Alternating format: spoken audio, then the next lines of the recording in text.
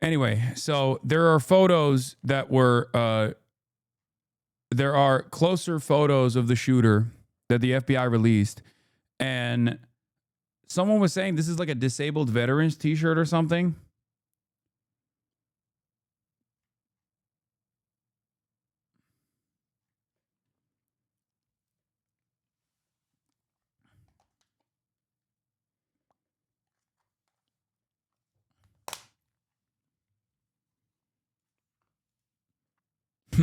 I briefly looked through the clips.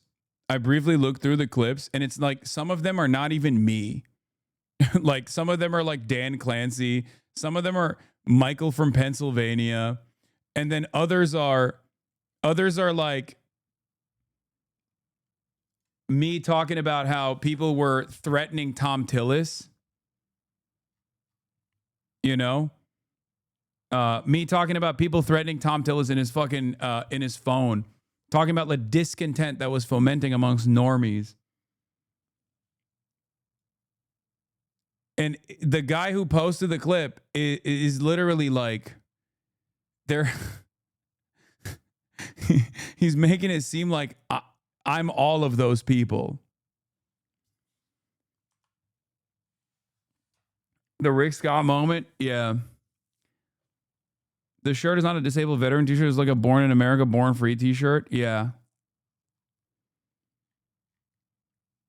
Hank Pecker scammed me. I'm right wing. I don't know what you guys are talking about. I love being right wing.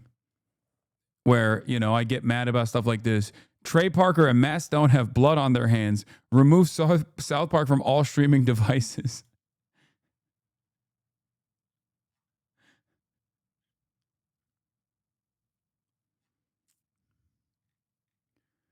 Yeah, it was me. They gave that shirt out to disabled vets. It doesn't say anything about disabled vets, but they mailed them out.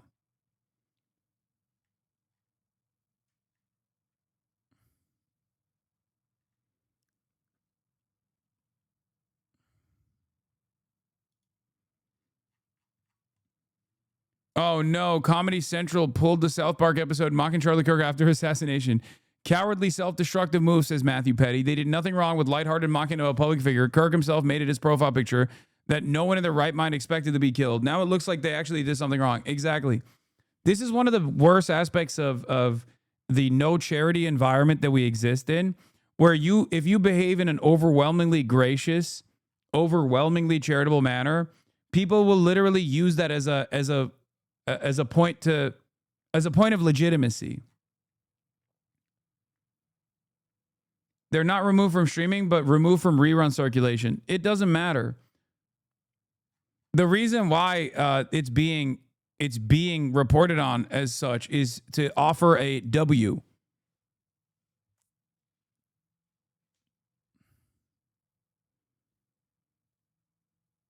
Just wondering how far it needs to go before you would think about taking legal action against all these people trying to get you harmed.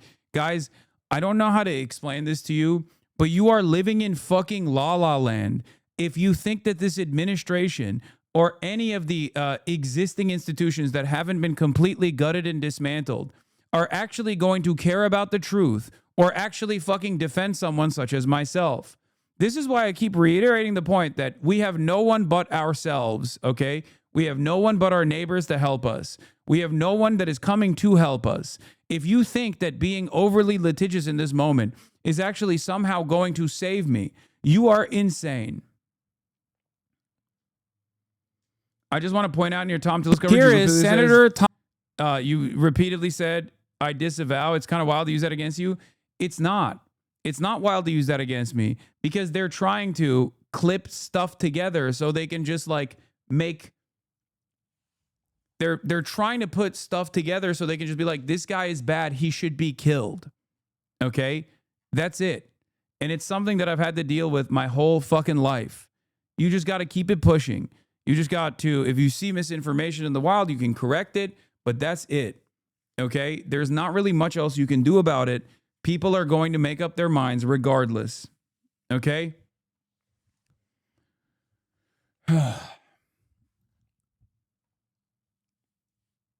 Here's the modern version of the shirt now in white, but they were previously printed in black. Oh, it just says like land of the free, home of the brave.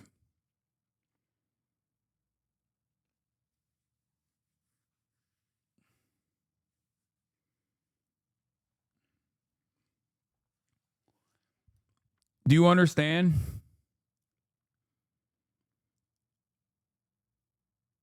Don't give more ground to shit like this. Streisand effect, kind of, yeah. I mean, there's a militant push regardless, so it doesn't even matter. There is a push that is AstroTurf pretty aggressively. In the same way that I think like the mourning period for Charlie Kirk is a little bit heavy-handed.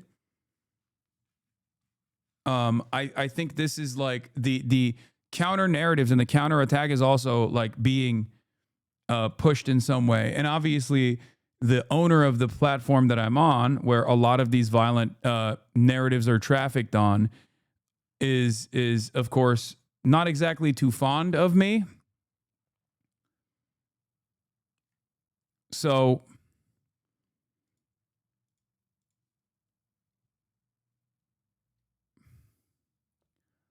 it is what it is, I guess.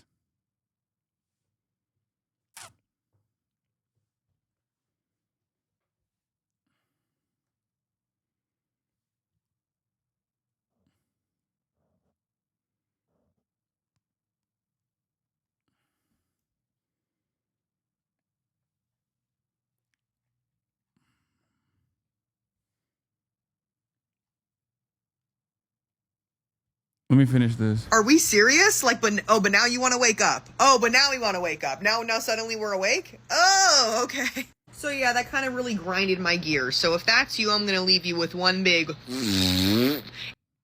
Nice. Premium Hoggett Rage, is this the one? You mother... This is the one, right? This is the same one. Fucking animals! You liberal, progressive, deranged fucking animals. You are so hateful in your hearts to go out and shoot a young man who's like, what are we talking about? No one knows who did it. We still don't know who the fucking shooter is, man. And even if it was a fucking left-wing person, right? Because, like, obviously Charlie Kirk is right-wing, right? And that's the reason why. That's the reason why they're fucking running on with this narrative, right? They're riding this thing into the ground. Okay? But even if that's the case, like, what are we doing? That we have to just, like, punish every Democrat, punish every liberal, punish every leftist? Like, what are we talking about? How many fucking mass shootings have been conducted by Donald Trump's own loyal fandom? Yeah. I mean, he did January 6th. Charlie Kirk participated in it. You know, he bused motherfuckers to the Capitol. He paid for bus rides so that people could participate in a fucking insurrection. And he's president again. What a crazy situation we have found ourselves in, where these guys are just like literally everyone on the left, anyone that's marginally to the left of me, that has at any point in their lives exhibited empathy, is now open to attack.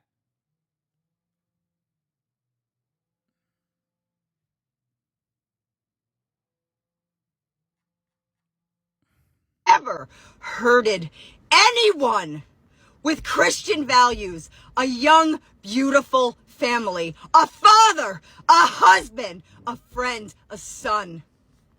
You shot him. Why? What do you mean? Because you didn't agree with his politics? Because you didn't agree with his ideology? That's the reason why he deserves to die? You fucking animals! Yikes. I will not be silenced, and I will talk until your ears bleed. Okay? I am Charlie. It's time we rise.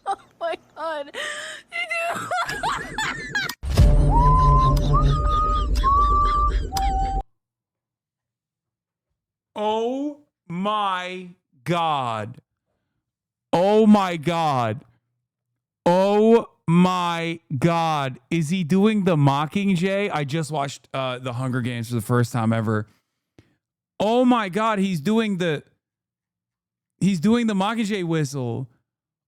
Oh my God.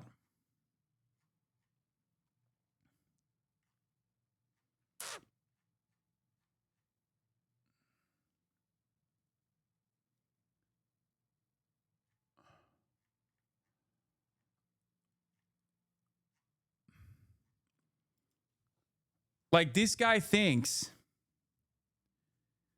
that the current administration does not resemble the Capitol.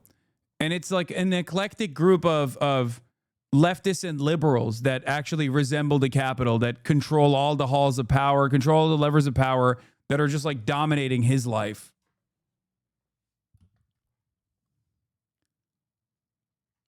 Amazing. Amazing.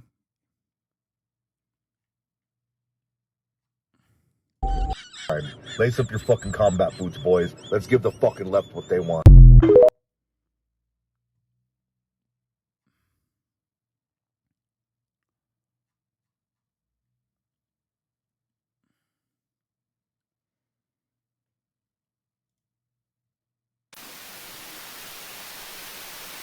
What the fuck is this, man? Found this earlier. Is Charlie Kirk and Hunger Games related? The healthcare games? Seen the Hunger Games tonight. Can't wait. The healthcare games. When the government runs healthcare, odds are never in your favor. Oh.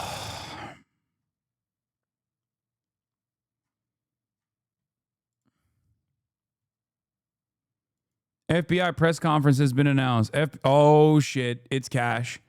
It's cash money, baby. FBI Director Kash Patel, Utah Governor Spencer Cox, and other top officials will hold a press conference at approximately 9:30 p.m. Eastern Time. So 6:30 our time.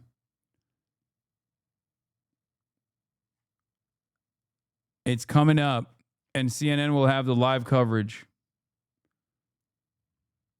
Do you think that the right-wing insanity is being prolonged by the fact that the shooter hasn't been captured? Yes.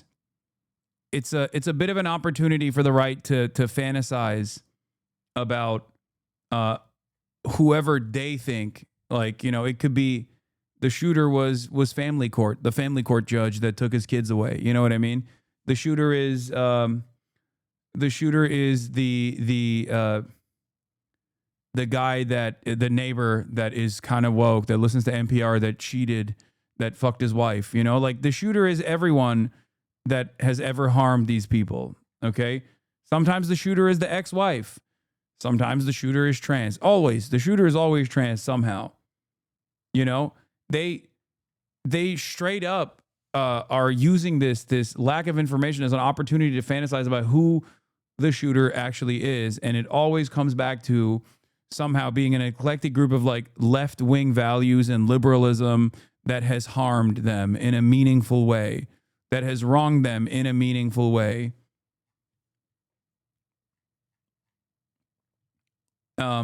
We don't know anything about the shooter's background. TPSA host Alex Clark called for public executions in a deleted tweet about an hour before Kirk got shot, but the left is the violent ones. On a more serious note, the delusional freaks are hyping themselves up. I'm ready. I'm locked and loaded for Democrats. I'm locked and loaded for Democrats. I don't know why he's looking at me when he said that.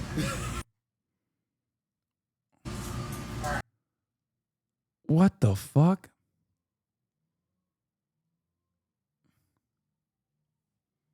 She breaks this down well. Charlie Kirk was shot dead today. Let's take a look at the legacy that he will leave behind. So how about we start with his campaign to dismantle the legacy of the civil rights movement. In a December 2023 speech, Charlie Kirk didn't just critique Dr. Martin Luther King Jr., he launched a full-scale character assassination, labeling him as awful and not a good person, claiming he's only admired for saying things he didn't actually believe. Now, he went even further. Kirk called the landmark Civil Rights Act of 1964 a huge mistake and argued that it created a permanent DEI type of bureaucracy. Now, he pushed the radical theory as well that the act, in his words, superseded the U.S. Constitution. And then when he was challenged, he doubled down, calling MLK a mythological anti-racist creation, and then bragged about targeting the sacred cow of modern America. On abortion, he publicly celebrated the overturning of Roe v. Wade. And here's what he said when he was asked if he would force his own 10-year-old daughter to carry a pregnancy to term after she was assaulted. And she was 10 and she got raped. And she was going to give birth and she would, no, wait. Oh, and she was going to give birth and she was going to live. Would you want her to go through that and carry her baby? That's awfully graphic. It's no, but it's a real life scenario that happens to many people. The answer is yes, the baby would be delivered. Now on gun. How do you think the right would react if it turns out to be like a Nazi groiper? They just move on. They still keep fantasizing about how trans the person actually secretly was. I mean, that's you're basically describing what has already happened. That happened with the Trump shooter, right? Like the Trump shooter had the demographic profile and all the cultural signifiers of a fucking hog. And initially they said he was trans, and then they just moved on. And they still to this day say he was a leftist Antifa, or I don't know, funded by BlackRock or numerous other weird conspiracies.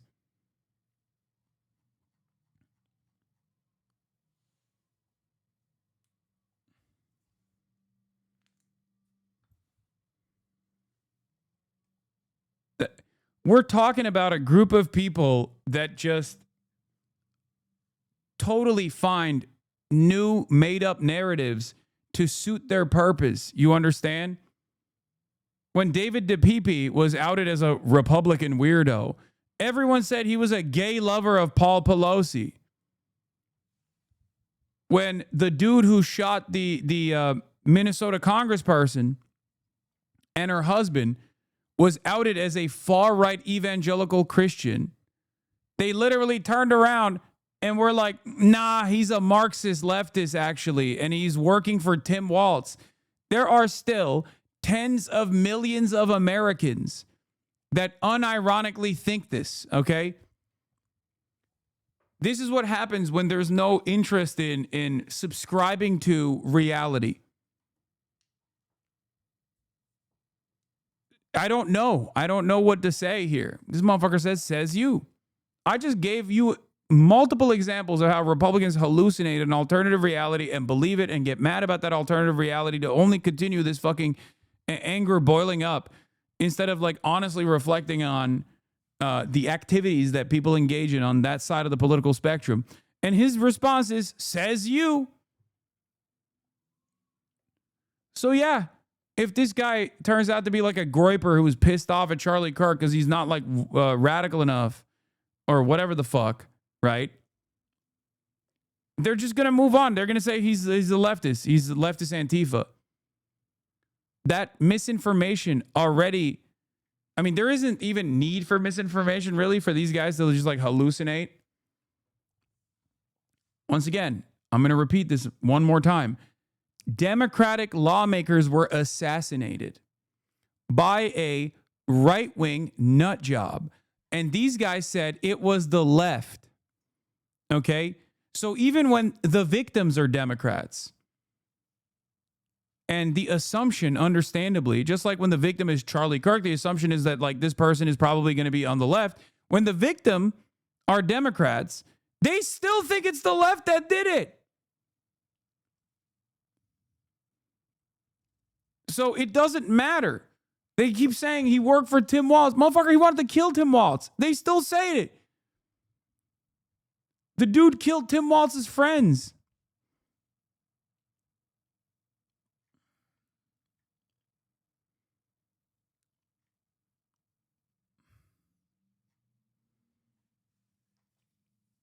That's it. And I don't know. I don't know how to deal with this. It's like, it feels like we are held hostage. We're held captive by a terrifying number of schizophrenic people and their delusions.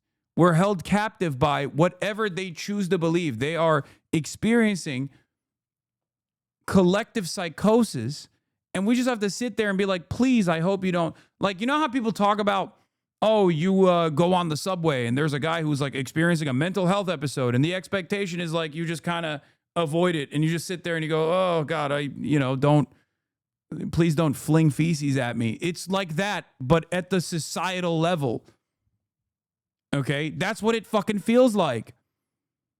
And it's just like, there are tens of millions of genuine psychopaths out there who just keep fucking imagining an alternative reality and have these like violent delusions. And there is no way to try and get them to shake them out of their stupor, to try and get them to come back to fucking reality. And I don't know what to do about it. There is a real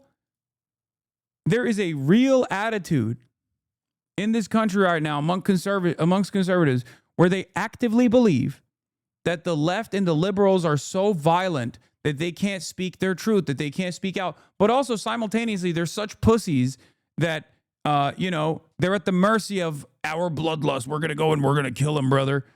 Like both of these things, they believe at the same time. It's inconsistent. It makes no sense. And yet they believe it. Yeah. I posted about this on my Twitter, on my Instagram. You fuckers have no idea what you've done. Yeah, dude. Your esoteric, lolicon, child pornography style Nazi advocacy is going to make real big waves amongst the normies now that the Charlie Kirk dam has been broken. Like, he was the only one stopping people from cranking it out to children being drawn in a hentai format. I am racist, sexist, homophobic, transphobic, xenophobic, fatphobic, ableist, anti-Semitic, ageist, classist, pedophobic. That last one seems strange because, your Twitter avatar kind of makes me feel like you're not.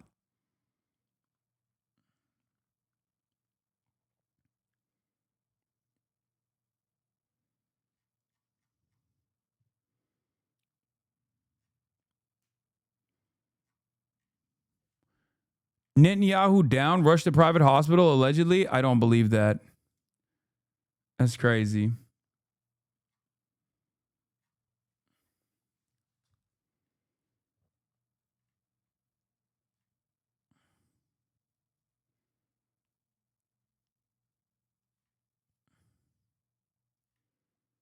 Violence, he consistently downplayed America's gun violence epidemic. I think it's worth to have a cost of, unfortunately, some gun deaths every single year so that we can have the Second Amendment to protect our other God-given rights.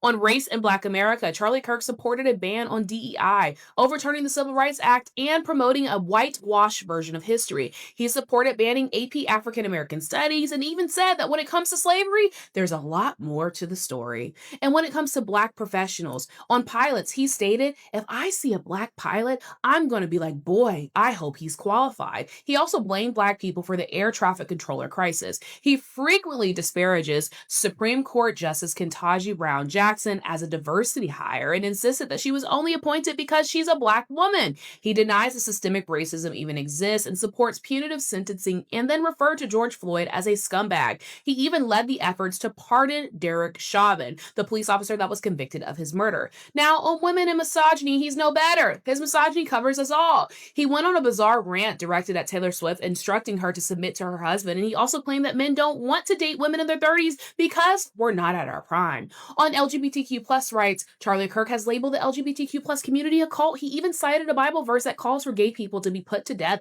as God's perfect law. He advocates for a nationwide ban on gender-affirming care and calls the transgender identity a lie that hurts people and abuses kids. On democracy and January 6th, his group, Turning Point USA, was deeply involved in efforts to try and overturn the 2020 election. He bragged about sending 80 buses to Washington, D.C. on January 6th for people to fight for Donald Trump. And then when he was subpoenaed by the House committee investigating the insurrection, he pled the fifth. On Palestine, he denies the very existence of the Palestinian people and their homeland and says outright that Palestinians in Palestine just doesn't exist. I don't think the place exists. What? Because it doesn't. It's called Judea and Samaria. It's not So called Palestine. You don't believe that Palestine have the right to exist? No, everyone has a right to exist. Show me where it is. It's a non-existent place. He has routinely championed what Israel's doing in Gaza, a genocide. He's championed it, and he's a friend to Israel. Also rallied. Yeah, that's why I was like taking that, and the fact that I was like literally supposed to debate him on that issue is what really pissed me off, and that was the reason why I was pushing back extra hard on people claiming that he was like pro-Palestine. Against COVID-19 and public health measures to stop the spread of the virus, spread dangerous vaccine information. His organization also said something blatantly false about Jamie Foxx and said that he was paralyzed and blind from a COVID vaccination. On student loan forgiveness, he opposed student loan forgiveness despite his own group, Turning Point USA, taking $350,000 in COVID relief PPP loans that were later forgiven. Charlie was the founder of Turning Point USA. Their tactics include a professor watch list that is designed to intimidate and harass academics, a school board watch list targeting officials who support public health measures or the teaching of accurate history. He also meddles in student government elections to defund progressive groups. On Trump and Christian nationalism, he played a huge role in getting Trump elected. He organized voter drives and events, and he's often credited for delivering the youth vote for Trump. He invokes the Seven Mountains Mandate, a call for conservative Christians to seize control of all aspects of society. He says Donald Trump is a crucial figure in restoring this so-called Christian morality, and has even called for a full military occupation of American cities after the DC occupation to restore order. So knowing all of that, how do you think Charlie Kirk will be remembered? I know how he will be remembered. He'll be remembered as like an incredibly positive force for American politics, which is why it's so frustrating that like a lot of these liberal outlets are not actually reflecting on his output, his advocacy, and simply talking about it as though he was just like some guy who had a political opinion. Let's not even talk about what his political opinion was. They want me to talk about what the fuck is this? Please react, King. this boy, Charlie Kirk, who got shot in Utah. Him getting shot in Utah makes him, I believe, American number 18,533 who got shot in the U.S. this year, shot and killed. And I think that there were 3 more people who were killed. I don't know who this guy is, but all right, we're gonna watch we're gonna read the Politico article that took place that took place last night, where Adam Wren interviewed me about this instead of a 12-minute TikTok, because I think this was a decent summarization of how I felt at the time. Okay. I'm so sorry that we're talking under these circumstances, but I want to talk to you about Charlie Kirk's death and your first reaction. It was pure horror. I had a couple people say while we were streaming that there was a guy on Twitter being like, Charlie Kirk just got shot in the neck at the event I'm at. And I was like, there's no way. I investigated a little bit further. I knew these kinds of events are filmed by many different points of view because there's lots of people. Charlie Kirk's whole team is there. They're filming. I was like, there's no way this is happening and no one knows about it or no one is showing footage. When breaking news stories normally unfold when I'm live, especially if it's like a shooting, there's a lot of misinformation that gets thrown around. So I usually will wait for official confirmation, whether it's a journalist or whether it's the police coming out and releasing a statement or whatever. But in this circumstance, I knew that there were a lot of cameras that would be at an event such as this one. So I just started with my community scouring the internet, very quickly arrived at a couple different live streams that showed a bunch of people running around, one shot being fired. There was one other video that was filmed from above that showed the moment of impact, but not too much else. But it was very clear that a shooting had taken place and he had been shot in the neck. And then I saw the actual close-up footage of it, and it was truly horrifying. I think it's interesting because I cover all these atrocities unfolding in Gaza all the time, every day, and there are so many. And as a part of my profession, I see a lot of horrible images in general throughout global conflict. I think seeing someone who I know, not someone I'm fond of, but still someone that I've known for years, someone that I've debated before, someone that I was supposed to be debating in 2 weeks, someone who I guess is in the same field as myself, someone who does basically what I do, but on the right, that is the one fear that's always in the back of your mind when you engage in any sort of political advocacy when you do these events. As a recipient of millions of death threats at this point over the years, watching that unfold in real time was devastating. Are you afraid now for the same kind of events that you do in the future? I've been thinking about that quite a bit. I don't know. I think right now I'm just going to wait out the environment. I'm just going to wait for the temperature to lower a little bit, but I'll probably go back to it. As a part of what I do, I also go to protests. I get shot at by cops. I'm constantly in these uncertain environments. While it feels like there's an air of vengeance right now with a lot of people immediately being like, well, we got to go and kill people, even naming myself and saying we're going to go kill Hasan in retaliation. There are a lot of people who are just very angry and frustrated and want to redirect it towards those who they believe are responsible for this. I've never advocated for such a thing and never would. I would put myself in the crosshairs if that was the case, right? I was supposed to be sitting next to this guy 2 weeks from now at a public event. I'll probably just wait it out. But at a certain point, you can't let fear dictate your life. And that's been my modus operandi in spite of all the death threats that I've received for many, many years at this point. It's just unfortunately part of the process. It shouldn't be. So you've already seen the death threats since Charlie's death. Yeah, I mean, yeah, but I received death threats even before this all the time, nonstop. Like I said, it's almost seen as a part of the industry. What does it say about our nation that you're already receiving assassination threats and that Charlie was assassinated? I'm skeptical that we can come back from the precipice here. Like I said, it's a little different when you watch someone get assassinated. But unfortunately, I think political violence has become more of a forefront in our discourse, in our generation's discourse, more so than ever before. Maybe I'm wrong. Maybe I have recency bias, but I don't remember any point in the past decade of my career where it was this transparent, it was this out there, it was this celebrated to this degree. And why do you think this is? I mean, that one is easy. This is something I talked about in the aftermath of Brian Thompson's murder as well, allegedly at the hands of Luigi Mangione. It's seen as a pressure valve for people. Democracy is supposed to be a pressure valve. So when democratic institutions are not working to meet the demands of the overall population, there's a lot of discontent. And then I think people find themselves in the throes of desperation, find themselves so angry that they can't deal with it, that they end up engaging in adventurism, decentralized violence such as this. And I think that's where a lot of these instances of political violence and instability come from. What do you think it said about Charlie Kirk that he thought debate was one of the ways to release that pressure valve?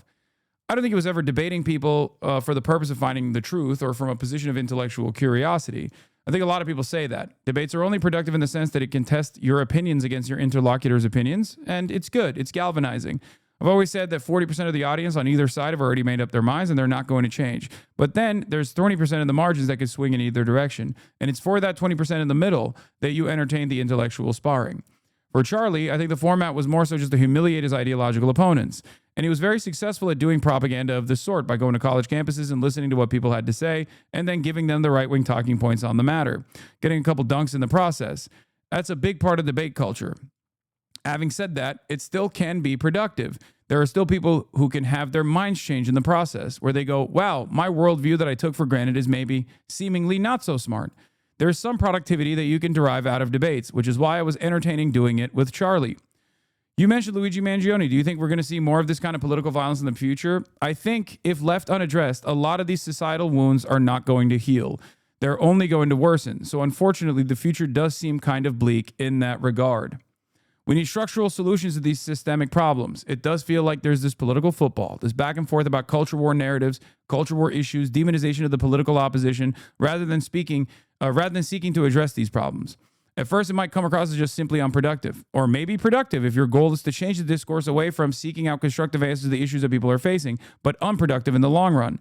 Because, like I said, if left unaddressed, people become increasingly more resentful. And in that volatility, they do dangerous things. This is me and Charlie Kirk at Politicon. Tell me about your decision to debate Charlie, who the invitation came from, how you decided why you thought it was important. It was Dartmouth, I believe. They reached out to my team. I said I would do it. Charlie Kirk is a conservative firebrand who has seen a lot more real organic growth, especially with his TikToks in the last couple of years leading up to the election, and certainly during the election and the aftermath of the election. He is someone who is very well connected to the administration. I don't usually shy away from debating people like that. I think it's good and maybe even productive to have this kind of back and forth discourse to show what his worldview looks like and to test it against mine. How do we heal the discourse? I don't think it's necessarily about getting together and singing Kumbaya. I don't think that's the way to solve it. There's a social contract that everyone abides by. When they consistently feel like that social contract is getting violated with regular frequency, oftentimes due to structural violence that they experience, poverty, things of that nature, the affordability crisis that people are experiencing. Housing is incredibly costly. Healthcare is incredibly costly. The only method of upward social mobility throughout history has been to get a college education. That's incredibly costly. Everything seems unaffordable.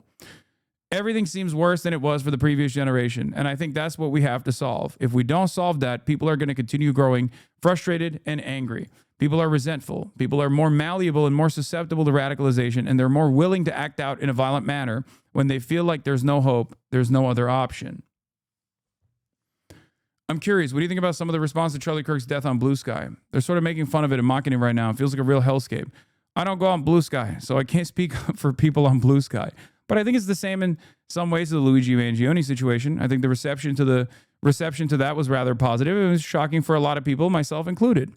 And I think the reason for that is because we've just become more vicious. I know this from my own personal experiences as well. I know that if I were to be assassinated in a similar fashion, the right would erupt in joy, probably even more loudly than what some liberals may be experiencing. I think that's just how it is now. We are very polarized, and in some ways that polarization is understandable. In many other ways, I think the rhetoric that came from Charlie was understandably seen by many people as being inherently violent. A couple that quickly come to my mind is, even in the aftermath of school shootings and gun violence that takes place in the United States of America far too frequently, Charlie Kirk has said things that I think a lot of people have been frustrated by, saying empathy is a weakness and that we shouldn't be guided by empathy in the aftermath of these horrifying mass shootings, or things like gun violence is an unfortunate byproduct of having the freedoms of the Second Amendment. I think when people see that, they fight fire with fire, if you will, in their minds. They think it's fine. A big part of that is we have also become desensitized, utterly desensitized to violence in general, both as a byproduct of our foreign policy around the globe, but also because of how violent America has become. I mean, this was the 46th school shooting that took place this year, the shooting of Charlie Kirk. And while that was happening in Colorado, there was another school shooting that took place an hour after Charlie Kirk was shot. That's not normal. After a certain point, people only see so much of this and they go, I don't really care about this. And I think that's where we're at. Obviously, I try to maintain my humanity and I try to urge others to do the same, but I do understand, even if I myself don't partake in it, where this resentment comes from. How do you maintain your humanity, twitching and then absorbing images like the ones you saw today and just being an increasingly digital world? My family, my friends, and going out in public, I think, is the perfect antidote to the vicious nature of the internet. People become a lot more cruel under the guise of anonymity. There's a cliche, right? Oh, you wouldn't say that to my face, or you're a keyboard warrior. And in some respects, that is true. I feel like a lot of people are far less vicious when they get to see the other person, when they get to be around the other person. And recently, before the internet, before the technological availabilities, that was the overwhelming majority of our interpersonal relationships. It was always in person. It was always face to face. And I think we've lost that. And that's how I try to keep myself as grounded as possible, which is ironic, of course, since political violence such as this one also makes it harder for me to go out in public. But that's why I said I can't let fear dictate my life. Why do you think Charlie resonated so much with Gen Zers? It's something that I think about quite a bit. I think there was a lot of discontent towards Joe Biden and his policies, or at least a lack of movement in a positive direction in this country. And for a lot of Gen Zers, they didn't experience the first Trump presidency. They were too young to fully comprehend it. And I think their adolescence was, to a certain degree, taken away by lockdowns during COVID. And they saw that as the left's invention, even though they happened under Trump as well as Biden. And it wasn't as rigid as people remember it. But regardless, I think they just saw that lack of economic hope, lack of job opportunities, the notion that they'll never be able to own a home or retire at a reasonable age, becoming a reality for them in real time. I think that was poisonous for the collective consciousness of Gen Z. And they attributed a lot of that to the existing administration for understandable reasons. They haven't been around for too long, right? They haven't seen that both Republicans and Democrats oftentimes contribute to the same pain and lack of movement in the appropriate direction. So they thought the same thing that people thought in 2016. They thought, let's give Trump a shot. The institutions clearly are not working for us. Let's put a hatchet through the middle of these institutions. Let's destroy and rebuild them anew. Though the Gen Z opinion on Donald Trump has swung dramatically in the opposite direction again, I think that discontent is already clear. What's the best case scenario of where we go from here as a society after Charlie's death? And what is the worst case?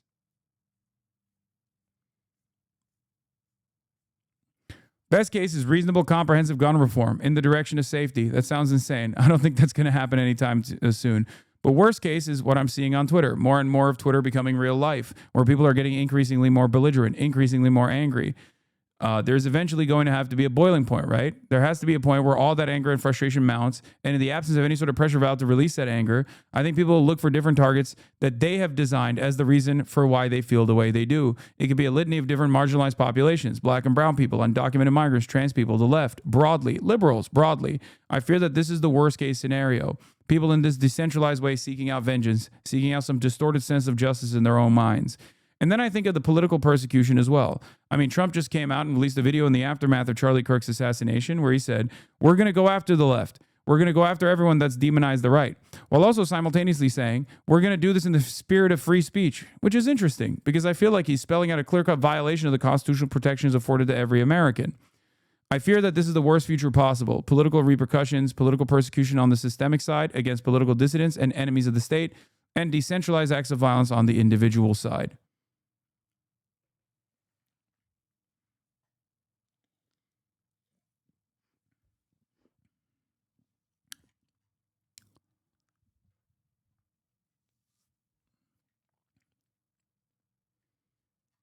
That's what I said. I am gonna watch the press conference in 20 minutes when it comes out. Now the question that I have is like, if I can do this off the cuff in an interview after, you know, talking for 10 hours that day, okay, how the fuck can't Ezra Klein put together a couple words that actually reflect accurately on what is to come?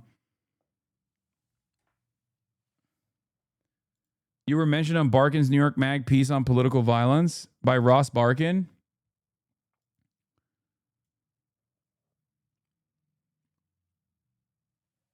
Kirk, for all his dynamism and influence, was never a force on the scale of Martin Luther King Jr. or Malcolm X, and since he was not an American president, merely the appendage of one, he will be no more than a historical footnote half a century from now. But Americans of the past decades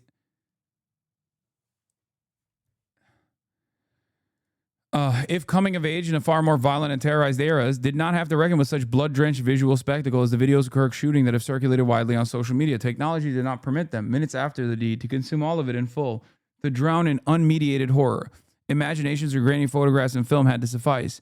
JFK's brains were blown out in the Zapruder film, but it was not broadcast publicly until 1975, 12 years after Lee Harvey Oswald aimed and fired in Dallas. And even then, it was an 8mm film shot with a Bell & Howell home movie camera.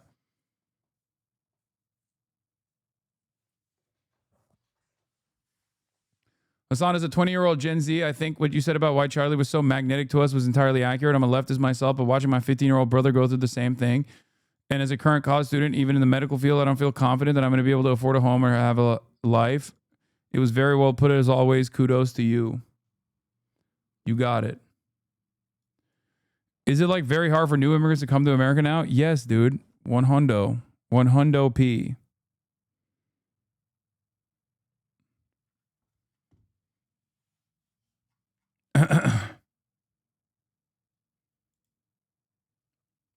Kirk's death was everywhere all at once.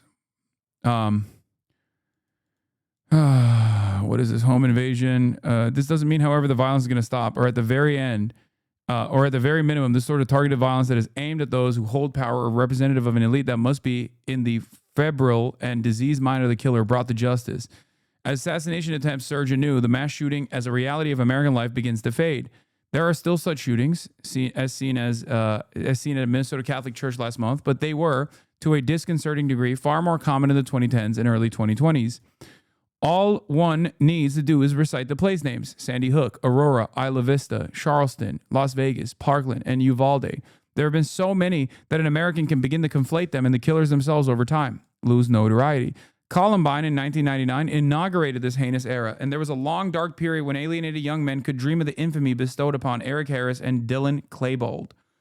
Other mass murders like James Holes, Adam Lanza, and Elliot Rodger, best remembered for his incel manifesto, became for a brief period. Pop culture figures in the media wrestled with its role in publicizing the identities of these men and the sinister screeds they left behind. Mass shootings proliferated with the wide availability of firearms, assault rifles in particular, and the realization on the part of the killers that slaughtering unarmed people who are not famous is far less challenging than plotting the death of an American president. Ronald Reagan was wounded and not killed. Gerald Ford survived 2 assassination attempts within 17 days in 1975. The mimetic theory of desire, pioneered by French historian, philosopher René Girard, posits that humans look to others rather than to themselves to determine what it is they want to do. They long for what others long for and sculpt themselves accordingly. Violence itself may follow a similar current. One mass shooting begets another, which begets another. Would-be killers aim to imitate their dark idols. Now the political assassination seems to be making ugly reappearances in America. There may be more men They are usually men, stewing in the shadows, waiting for their opportunity. Hasan Piker, the leftist streamer who was set to debate Charlie Kirk later this month, reacted with great sadness and horror to the assassination of his right-wing rival, even as many of his own followers did not feel much sympathy for the conservative who had vilified the LGBTQ plus community, the immigrant community, and many other marginalized groups. The reverberations of people seeking out vengeance in the aftermath of this violent, abhorrent incident is going to be genuinely worrisome, Piker said. He understood right away that he might be a target too. These are times in which we now live.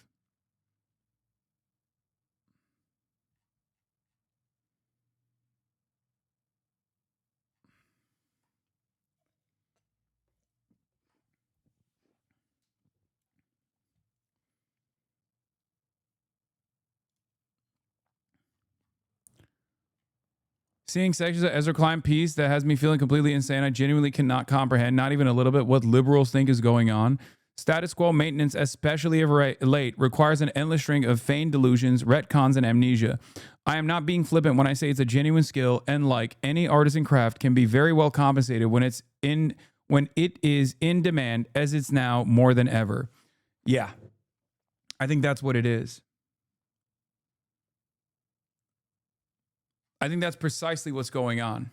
For the likes of Ezra Klein and many other liberal thinkers, they refuse to reckon with the reality that is imminent. They are getting paid handsomely to dull the masses into submission, to make them feel as though fascism isn't here. Okay? Genuine question, have you received direct threats since yesterday? Are you joking?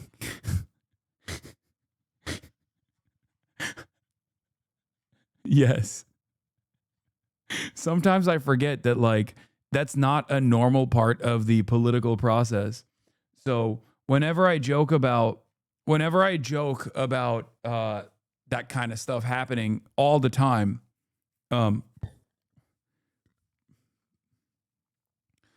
it comes across as like shocking to people.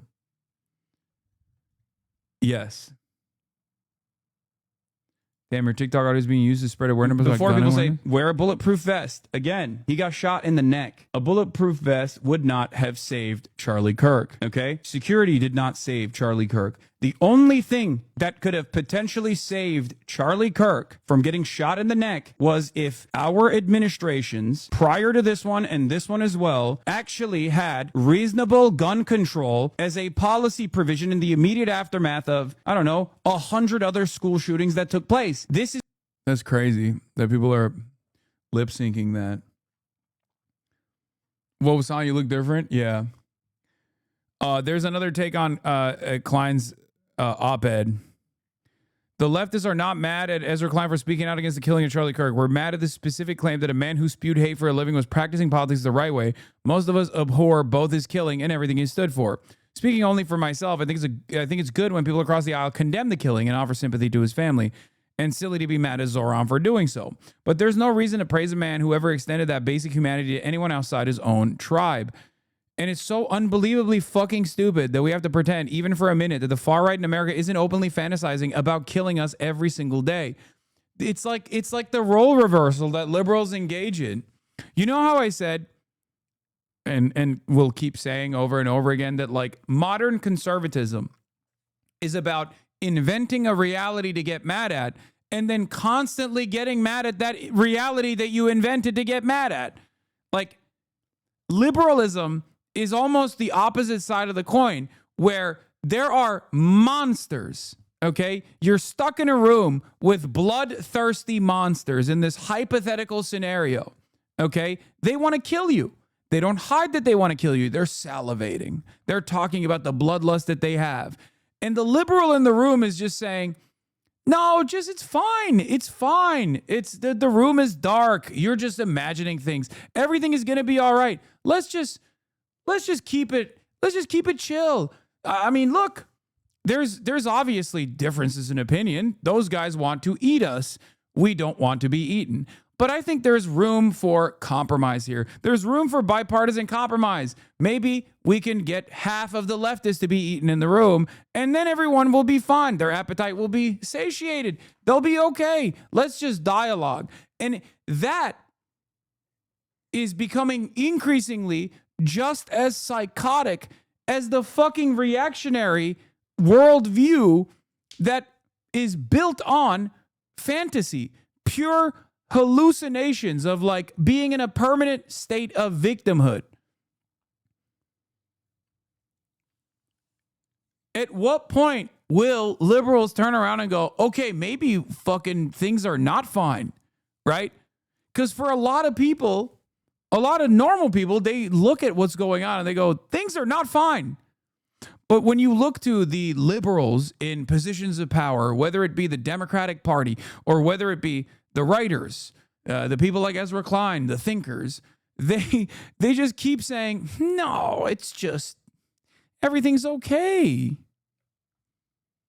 Everything's okay. Everything's gonna be okay. Civility must continue. They are going to civility themselves to the fucking gallows at this point. They're going to be like, there's going to be a fucking rope around the necks of prominent liberals, and they're going to look around and go, well, at least the procedural hurdles have been cleared, and the process is actually still stable. The institutions remain. The institutions remain. Even if it's being used against me right now in this completely bastardized fashion. How is that not different than living in denial? Sure, it's not like the violent denial, the violent reality denial that reactionaries engage in, okay? But it's just fucking naivete. And at a certain point, it's beyond naivete. It's either complete capitulation, appeasement, the idea that like you will be spared by this violent behemoth of an ideology when you certainly will not. History has shown that you will not, right? Unless you become a loyal champion of said violent ideology, you will not be spared. Okay?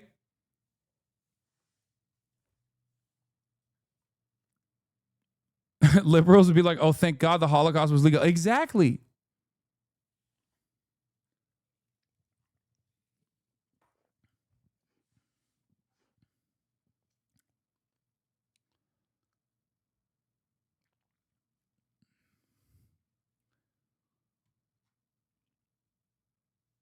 Who was it who said the liberals are the ones playing the soothing music while the Titanic is sinking?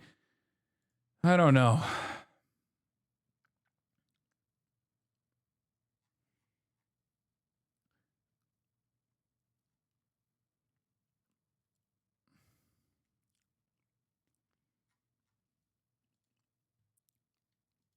There was one other piece, but Jasper Nathaniel says, Klein's last op-ed warned, this is not just how authoritarianism happens. This is authoritarianism happening. 4 days later, he cast Trump's most devoted disciple as a paragon of democratic politics. Insane. Yeah, that's crazy. And I don't know if these guys are doing it deliberately. I don't know if they're doing it out of a fear, out of like a real discernible fear of political persecution or something. They're using their institutional prominence to like whitewash, launder the reputation of Trump and Trumpism in general. But it's just, I don't know. I can't. I can't understand it. Maybe a good test is, would I have said these things about Charlie Kirk when he was alive? If not, then perhaps you are under the mistaken impression that being murdered ennobles you. Yep.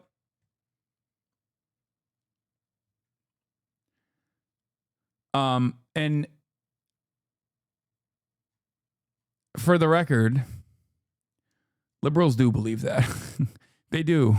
Once you're dead, you have to be remembered as a good guy, no matter what. Hamas Piker has no shame. Okay, got it. The ultimate fear, political commentator says after Charlie Kirk's shooting, political influencers who debated Kirk were visibly shaken as news spread. Commentators across the political spectrum were shaken up in the immediate aftermath of the fatal shooting of right-wing influencer Charlie Kirk at Utah University campus. This is the ultimate fear for a political commentator. This is it. This is the thing that you don't want happening. This is the thing that you never want happening. Hasan Piker, popular socialist streamer known for his Gaza war advocacy. What does that even mean? Gaza war advocacy.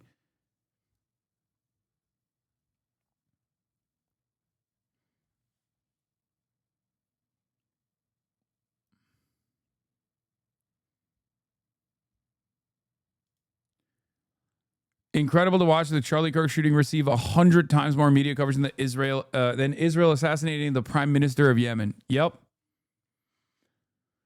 I mean, that in and of itself is a reflection of white supremacist values. Okay. The tribute of Charlie Kirk to look at, worth looking at. Stop. Bro.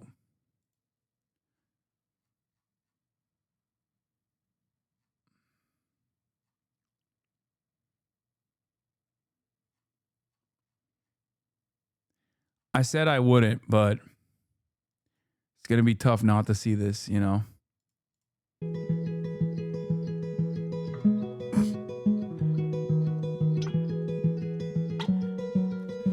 Shot down and he was barely 31. Another woke coward took a life with a gun. He left behind a wife and a daughter and a son. All he did was try to speak for all of us. And I'm so tired of the hatred and the narratives. The patriots ain't dangerous, woke people are the terrorists. They shot and killed the father, sent a message to Americans. They ain't gonna stop until they bury us.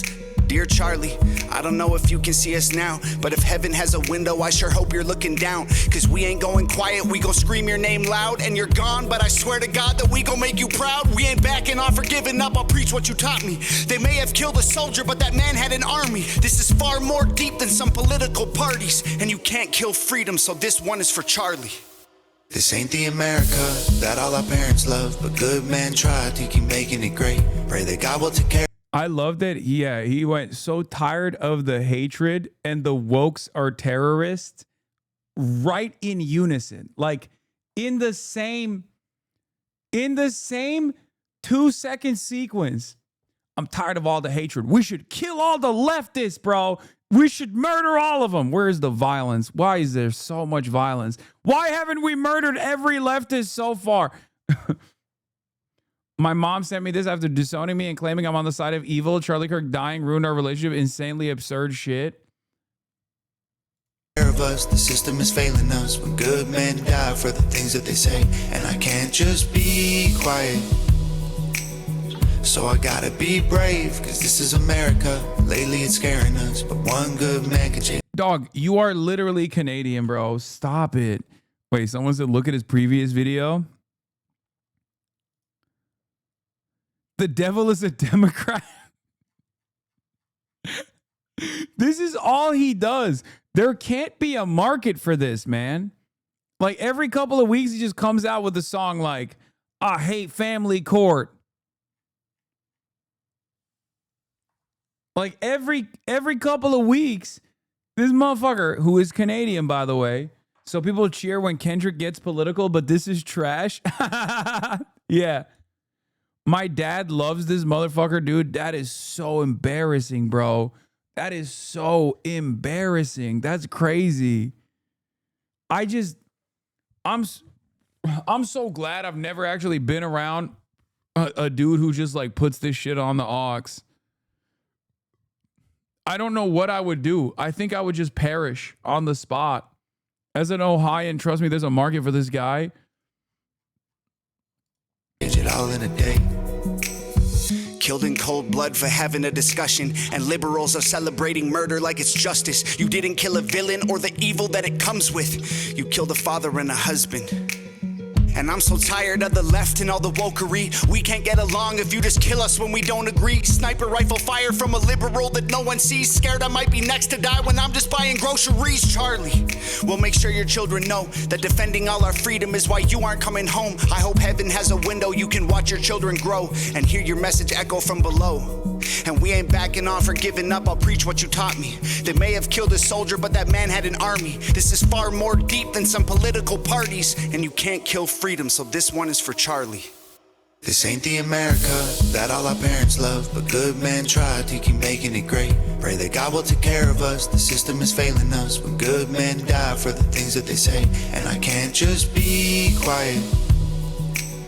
So I gotta be brave, cause this is America. Lately it's scaring us, but one good man can change it all in a day.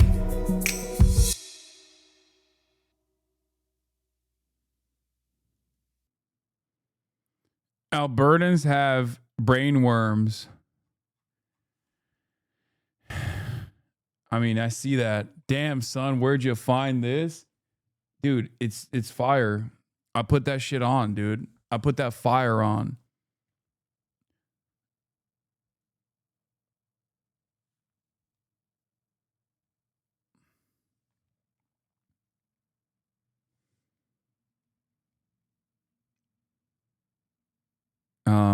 Hold on.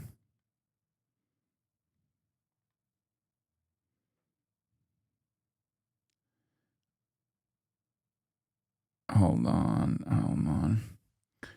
Canada does not claim him. He's yours now. Bro, you can't just give another fucking right-wing hack to us, bro. I hate this shit. I love Canada, okay? I love Canada. I love my Canadians. But the one thing I can't stand is that you motherfuckers send all of your worst demons down here, bro.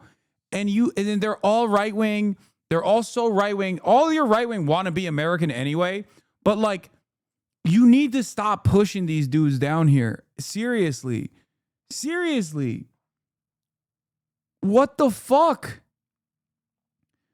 Brother, there are so many demons in American politics right now that are just straight up Canadian. So many right-wing demons, dude. I just don't understand why Canadian reactionaries will be like, I'm American, actually. And then they will literally migrate to the United States of America just to be American reactionaries. It's a good trade. It's not. It's not. We need to put a fucking tariff for that shit, dude. Honestly.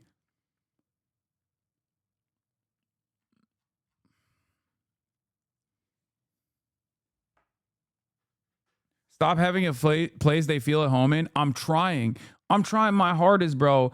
I am trying my hardest. You don't understand. It doesn't work. The more I try to make it so that like right-wingers feel uncomfortable, the more people keep saying,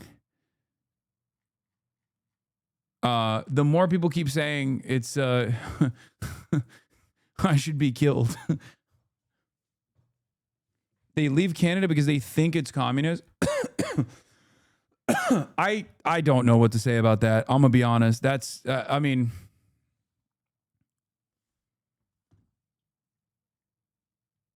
Canadians are sorry. Donated $20. They leave on their own, so they don't have to be around us woke commies or whatever. This is divine punishment for the Canadian slander, bro. The Canadian slander came because of this. Is chicken or the egg? All right, we got more on this while we wait for the press conference. Democrats react to President Trump blaming the radical left. President Trump blaming the radical left for what happened to Charlie Kirk yesterday. Well, look, the bottom line is this is a time that all Americans should come together and feel and mourn what happened. Violence, which affects so many different people of so many different political persuasions, is an They made a website with a list of people they think incited the shooter. Yeah, I mean, that's Israel shit, low key.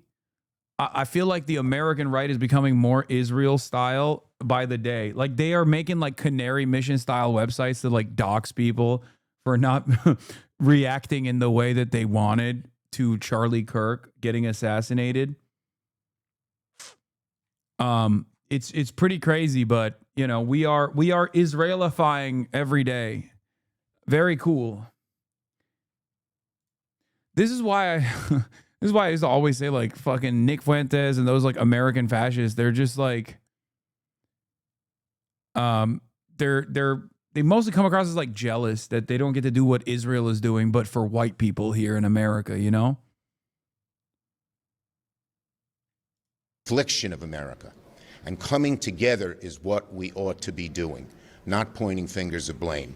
This moment requires leadership that brings the American people together as opposed to trying to further divide us. Political violence in any form against any American is unacceptable, should be denounced by everyone, and moving forward, we have to figure out a better way to come together, not as Democrats or Republicans, but as Americans. Charlie was outspoken on the trans issue and many issues, many. See, they're saying it. Like, how come the New York Times can't write that in the obituary? You know what I mean? They're saying it. Republicans love it. So for me, it's like, if the Republicans are openly presenting it as like a good thing, but the liberal newspapers are refusing to talk about this shit, then what are we doing? Like, it almost feels like you're priming up your audience to feel some type of way about this, where it's like, this guy just got taken out. Like, it's not even about like creating a structure of permission or justification for what took place. Okay. But it's just crazy to not even like put a footnote in there to be like, yeah, this guy was pretty incendiary. Issues, but there's one particular group. Because if you do, then you have to admit he deserved it. No, I've been saying it all day. I've been saying it for the past 2 days. You know, I don't think he deserves it. I don't think anybody deserves that. But also, I think it's important to be fucking honest. You know, it's important to be honest. The reason why the New York Times is not doing that, of course, is because they are worried that their audience might think that. Can you just admit the time of liberal institutions aligning themselves with fascists is now? What do you mean, can you just admit? That's what I'm seeing, I'm experiencing, and I'm yelling about it every day. What the fuck is wrong with you? And I'm trying to snap liberals out of the stupor that they found themselves in, where it's like, the time is now. That's been running around killing Americans in the name of transgender ideology lately, and it's transgender activists or individuals or those who proclaim that they are. Doesn't mean they're all murderous, but there's a particularly high Wow, she's woke. She didn't say all trans people are murderous. Some of them are very fine people, I guess. Percentage committing crimes these days. And it is responsible. There's a very high percentage of trans people that are committing crimes these days. What are you saying? And important to say so, which is what Charlie was doing. The thought that this was a person acting to avenge some sort of trans person or objecting to Charlie's stance on the trans issue is entirely chilling to me, because when Charlie and I first became friends, this was an issue he wasn't even talking about that much, but he was seeing was resonating with some on the right and was a growing issue. And he told me that one of the reasons why I kept coming into his algorithm and catching his attention was because we were talking about this issue, and his sister, who's also outspoken and a Christian, had been forwarding him, I guess, a bunch of videos she'd seen on our show. That's what he told me. And of course, like many on the right, it became more and more in his lens over the past few years because it's grown in the public sphere. It's hard to avoid. And you've got the vast majority of Americans right now ignoring it out of a sense of politeness or kindness. And then you've got this smaller faction of us who have been jumping up and down about it. And Charlie became one of them. And I, of course, had become one of them and am one of them and will continue to be one of them. And on that front, to Charlie's killer, there's no such thing as a trans child. I'm sorry, but you're an insane person. Actually, I'm not sorry to say that. You're out of your fucking mind, lady. What are you saying? There is not, like, we don't know anything about the fucking shooter, man. What are you saying? What is going on? She's out here being like, nope, I know for a certainty that this was a trans shooter. She even basically alludes to the fact that, like, this trans issue wasn't that significant until we realized that, like, a lot of dumb fucks respond to it so positively. So we've just been harping on it over and over again. Isn't it cool NBC gave this person a show and millions of dollars? Yeah. Like, what is happening? How do you live in this media environment? I know the FBI presser is about to start, chatter. I'm literally here. I'm here. I'm watching it. Does that guy have a fucking mohawk? Oh my God. Oh my God, that guy has a mohawk. Oh, that's crazy. That's cool. That's cool. And he's a gamer. He's got an Alienware laptop too. Yeah, that's the AT guy for sure. That's not a law enforcement officer. What is this? Kid who's a big Hasan Piker fan said he was on his stream today being like, guys, this we should not be excited about this. This is not good when rogue individuals think that they have a right to take out people on either end of the political spectrum, right? Because I think Hasan was scheduled to debate Charlie Kirk in like a week and a half. And I don't disagree with him at all, right? This is not the way that we solve problems. This is not the way that we deal with situations like these. And arguably, Charlie already did the greatest amount of harm in the last several years, indoctrinating, brainwashing. What if it was your dad? He had kids, man. What are you talking about, brother? You're making it. Okay. Here's what we're not gonna do. Okay. Going forward, I love having Republicans in this community. Okay. I love having Republicans in this community. I love hogs. I love doing hog watch. You are welcome here. Okay. But if you're gonna address a grievance, it can't be made up. You can't cry about a thing that I didn't say, for example. Okay? Because it used to be more fun when we used to wrestle with the hogs in the mud, when they would, at the very least, like arrive at something that I had said and that they'd gotten mad at. Because this is not a productive conversation, right? It's not a productive conversation if you're just like making up a scenario in your mind about what you think I've said that I've never actually said, and then getting mad at that thing, because then it comes across like I'm dealing with like a schizophrenic person. You see what I mean? Like, I'm fine with you coming in here and addressing a genuine grievance that you have with something that I have actually said, right? It's awesome. I'm fond of that. Right? But you can't just be like, the implication here is that, like, I think this was good. And that's not something I've said. As a matter of fact, we're watching a video of someone who is repeating that I was talking about how this was a bad incident. And it's always very interesting because, like, people only chime in. People only chime in about this shit when it's like very clearly press conference about Charlie shooting about the shower. I know. You did a whole interview saying it's bad. It doesn't matter. Anomaly uncle. Okay, I'm trying to understand. All right, good.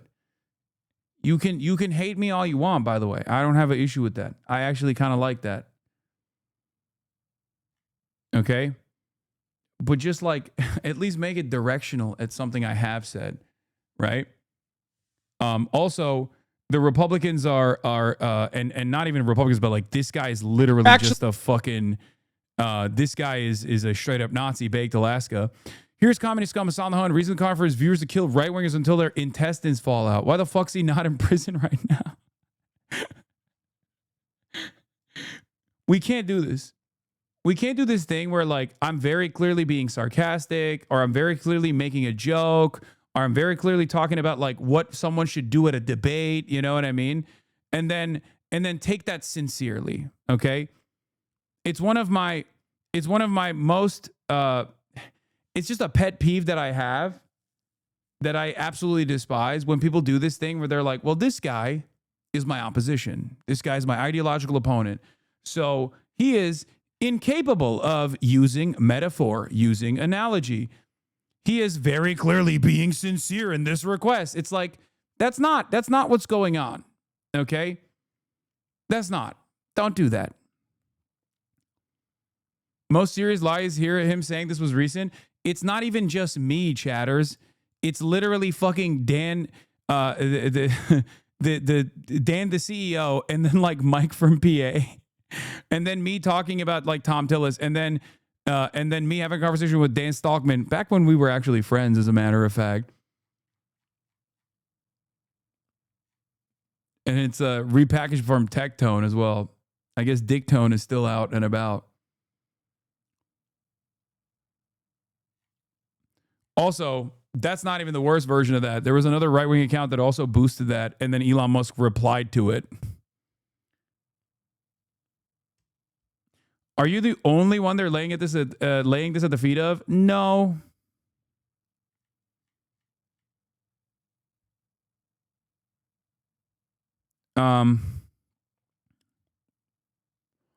Hasan, you need to seriously take these threats and delusional people seriously. Like, I hardly say this, but I'm genuinely worried. Don't do IRLs in America for at least a couple months, please. I'm sure they're laying it at other people too. I'm just seeing it because I'm the recipient, you know? But I'm certain that they're yelling at like everybody. No, the press conference hasn't started yet.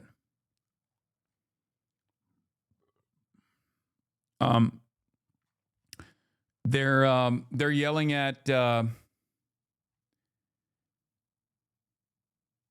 they are yelling at Ilhan Omar, obviously. That's another person that they're yelling at.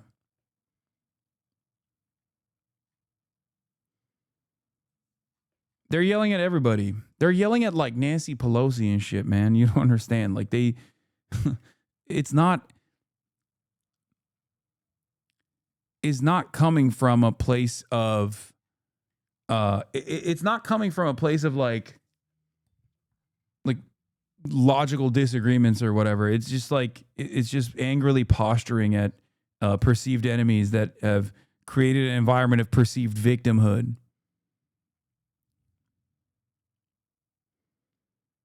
You know? Young men for the alt-right pipeline. Like, so much damage has already been done.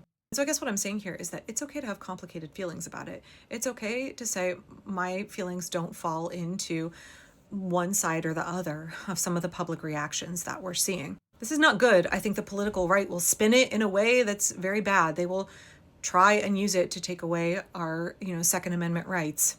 We're already watching the Trump regime trying to trample on and take away the Second Amendment rights of trans folks. And Bro was so horny to fucking say that someone is claiming that I'm calling for the murder of right-wingers when I have not. That they sent a threads.com post. I'm sorry. That is like that's worse than going to Blue Sky, man. That's crazy.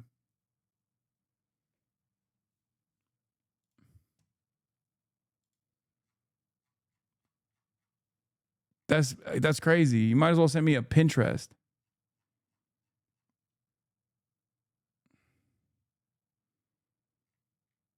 Apparently Threads is huge internationally. In this country. I made a video just last night where I was talking about how political violence delegitimizes resistance movements. It turns popular opinion against resistance movements, and it gives the regime an excuse to try to take away more of your rights and to crack down. What makes you different than Charlie Kirk? This could happen to you. Not trying to be baity, but you should be careful, man. Bro, I know. Why are you guys telling me something that I already know? And it's been repeated a million times over. Like, I get that it's coming from a place of like kindness. It's a sincere opinion. You're like worried, right? But like, I know this already. I know. Y'all gotta stop being more anxious about what might happen to me than even myself.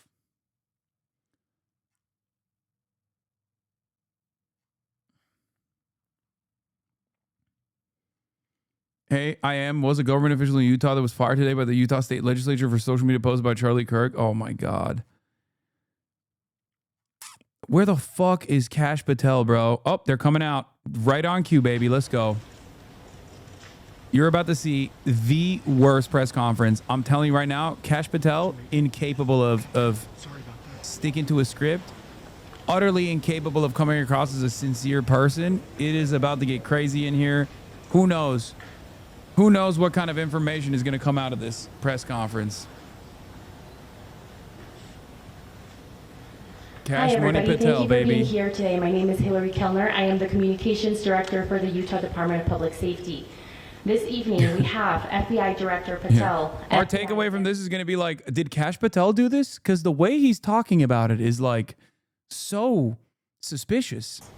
Lieutenant Governor Deidre Henderson, and Commissioner Anderson, as well as, I'm so sorry, Commissioner Bo Mason, as well as some local partners here present with us today. Governor, we'll kick it off.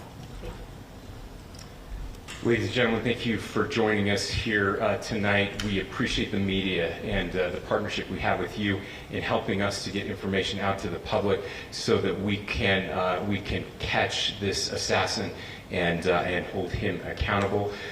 We are going to share a portion of a video and that we have of the suspect, as well as some new stills. Those have already been released, but we want to make sure that they get as much attention as possible so that we can get help from the public in tracking down this evil human being. So we're going to cue up the video right now, show that. I've asked Commissioner Bo Mason if he would narrate to you what is happening in this video. I'm done. If the TMZ watermark is on that, I'm gonna lose my fucking mind. Okay, it's not. It is a new video. If you look up to Okay. the top left, you'll see the building where the shooter was proned out in the top left corner. We'll go ahead and play that video, and I'll narrate as we walk through that. They have nothing, by the way, which is crazy. So here you see the suspect ran behind that upper building. He's going to come out on the right, moves to this far right corner. As he does, he's going to climb off the edge and then drop down to the ground. As he did that, he left some palm impressions. There's some smudges, some places we're looking to collect DNA. There's a shoe imprint where we believe the suspect is clearly identified as wearing Converse tennis shoes. Again, we'll replay that again so you can get another view of that. It's important to note his black t-shirt, his black pants, and there appears to be some white on the soles of those Converse tennis shoes. Those are all identifiable items that we're looking for. In the stills that are going to follow this, you're going to see a very distinctive t-shirt with an American flag and appears to have an eagle on it. There's also a baseball cap with a triangle on it. Dude, that's crazy. A pair of sunglasses. All distinctive, all things that we would ask the public to look for and try to identify if they know someone who has those items, who has been seen wearing those items. We're looking for all that information. Here you see the suspect after dropping off the building. He moved around across this grassy area, around the parking lot. We're going to pan to the right.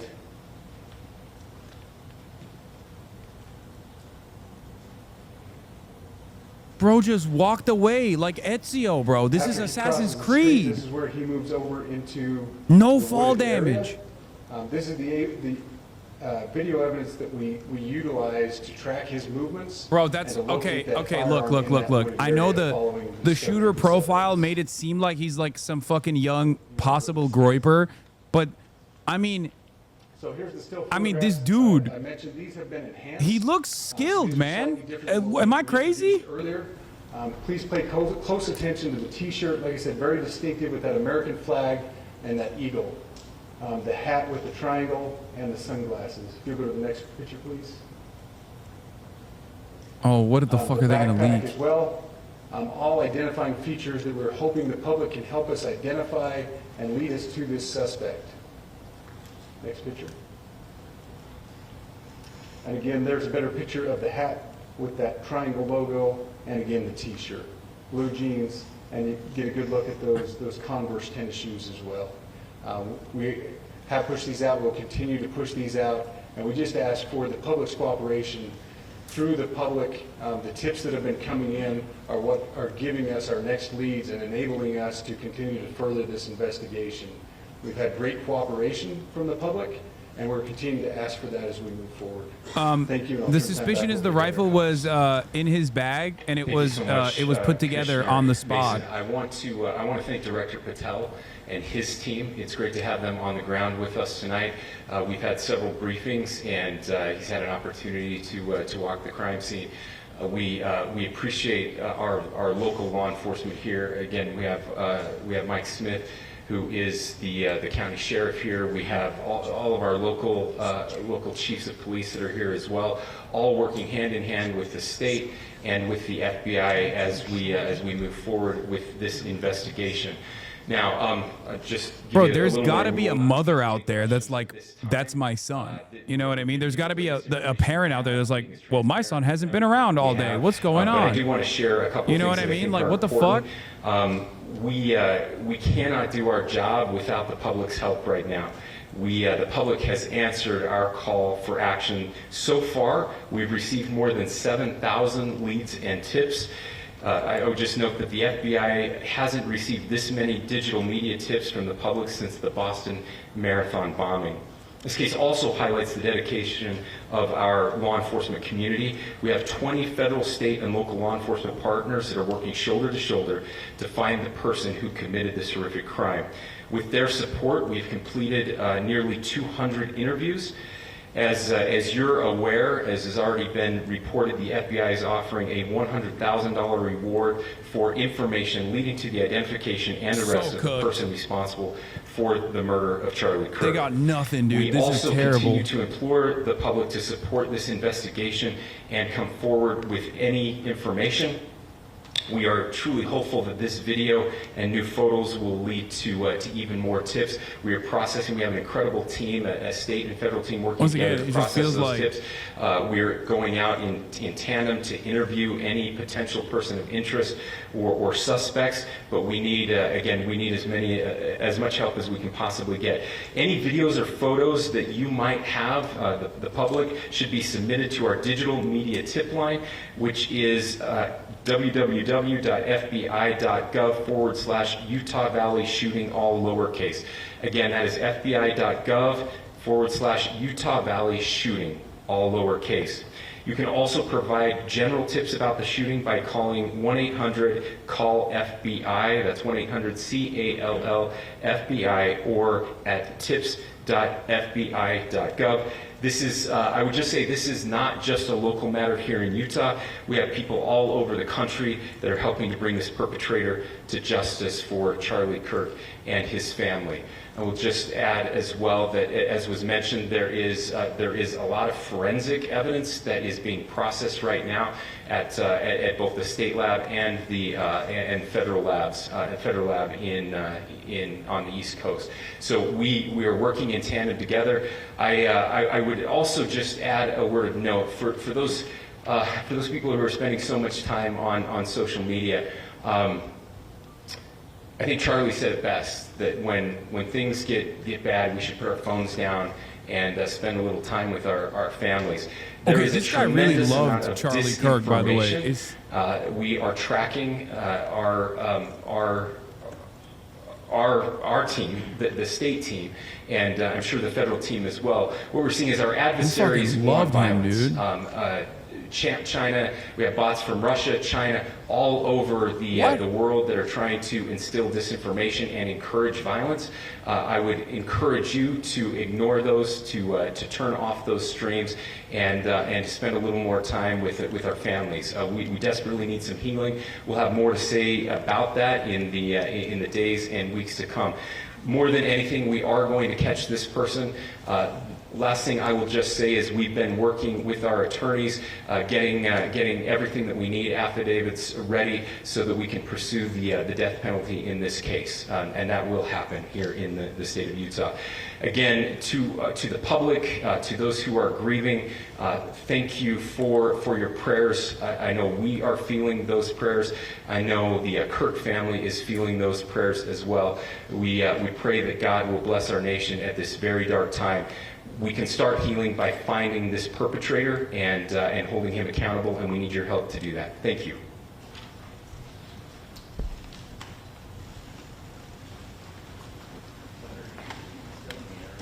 Wait, nothing from... That's it? That's it? No cash money? No cash money? Dude. Bro, they knew if they had Cash Money Patel on there, people would be like, okay, you did it, right? Like, why are you being so weird and finicky? But it is alarming that this is the only new revelation we got from this. It's nothing. It's literally nothing. They gave us nothing. They know less than we do, man. What the fuck's going on? they know as much as the guy who was using Grok to artificially enhance the images that they released earlier.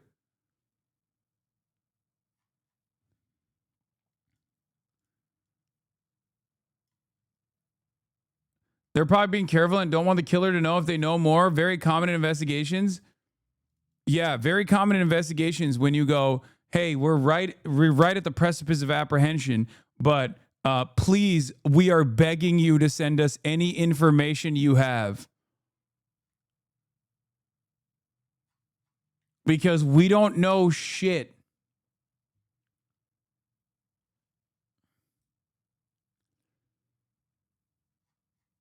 American public, save us. The fact that the FBI is so hamstrung now that they can't find the guy who shot their friend does not bode well for everyone who is not their friend. Incompetency. Yeah. What the fuck, man? No, that's what I was thinking too. It's like, dude.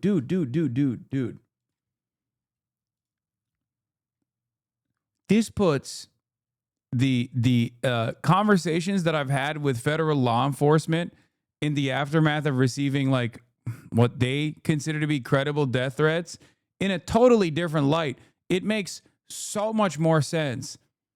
They'll just have like a Discord printout of a screenshot and they'll be like, hey, this seems like these guys are fucking useless, man. What is happening? I thought that they were just like fucking around. I thought that they were fucking around, like they're just, trying to do like busy work or something. It turns out that is how it works in the background. All of the billions of dollars of television was just to make us think that there's like brilliant dudes back there, like, a team of lawyers. Like this is because that's what the FBI is, right? Like CIA is the criminals. FBI is supposed to be like a bunch of suits, bunch of lawyers, and they just get together and they investigate, they're diligent investigators. Turns out that's just movies, man.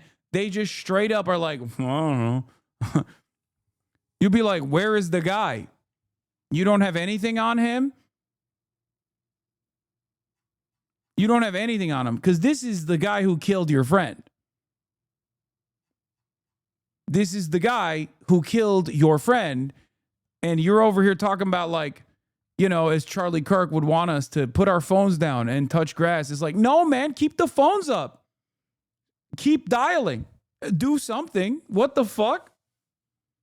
You made this a big deal, okay? And in some ways, especially, once again, too close to the issue for myself, okay?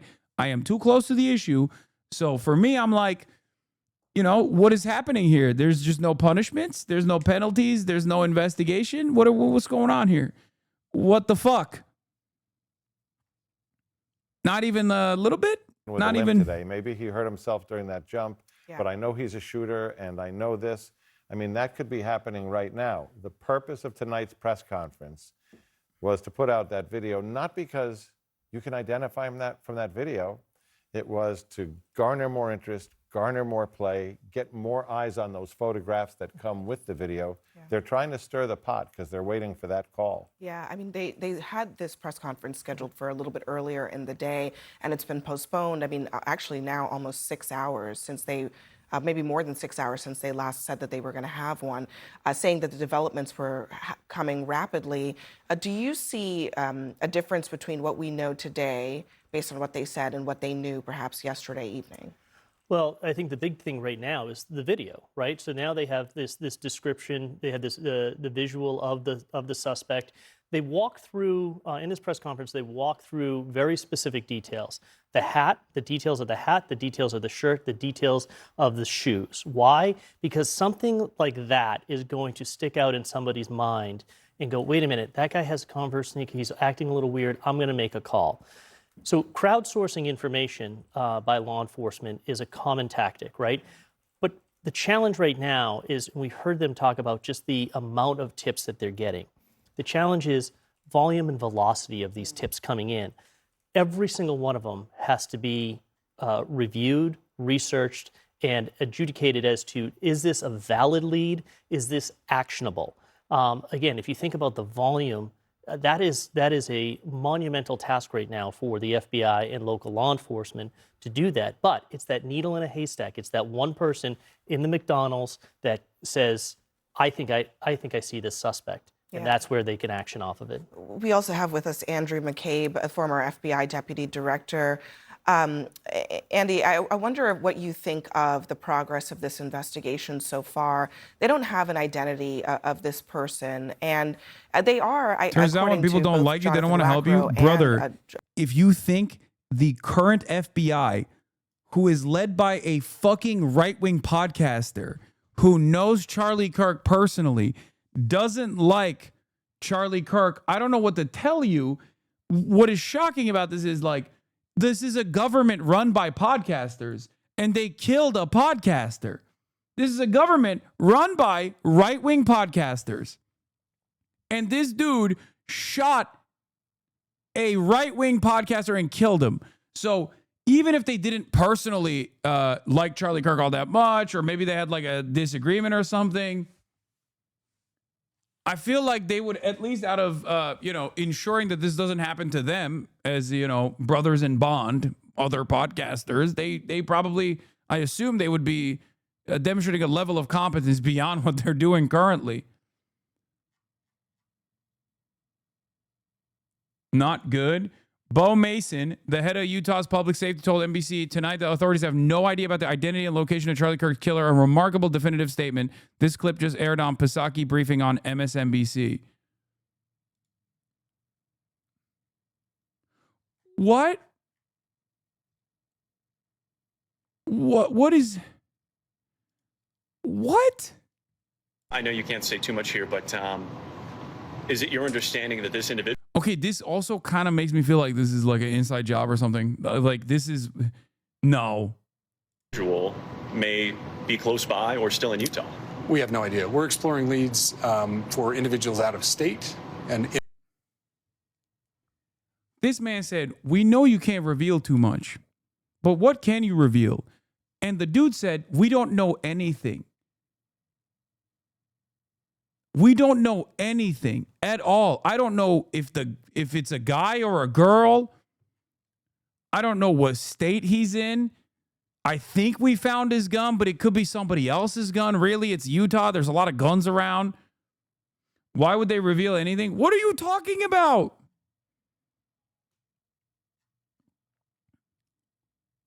Have you guys never watched like a manhunt, like a high-profile manhunt before? Is this your first interaction with law enforcement? This is remarkably bad. It's worse than, dude, they literally apprehended not one, but two random people, okay? Like in the immediate aftermath. And this wasn't like a murder that took place in a quiet neighborhood far away from prying eyes. Like, this was a public event at a fucking college campus where there are a fuck ton of cameras and a fuck ton of people filming the event. Do you understand? Like, with Luigi Mangione, they fucking went nutty mode, okay?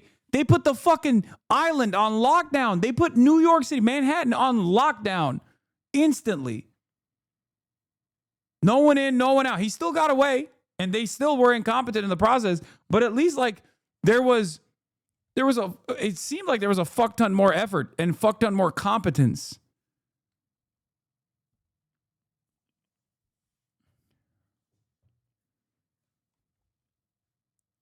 Please lock doors, my handsome angel.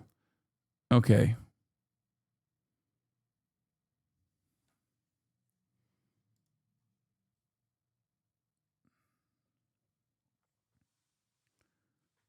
Like, lock in like you did with Ryan Ruth. Is he a lib or a hog? I can't tell. I mean, he is hog-coded in the fits, for sure. Okay? He's hog-coded in the fits. And as soon as I took one look at Ryan Ruth and I was like, that's a liberal. Like, that's like a, he is wearing Converse, though.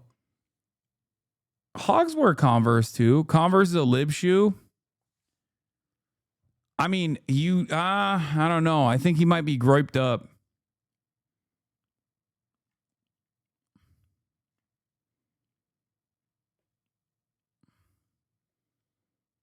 Yeah, it's definitely a results-based business. This is a disaster.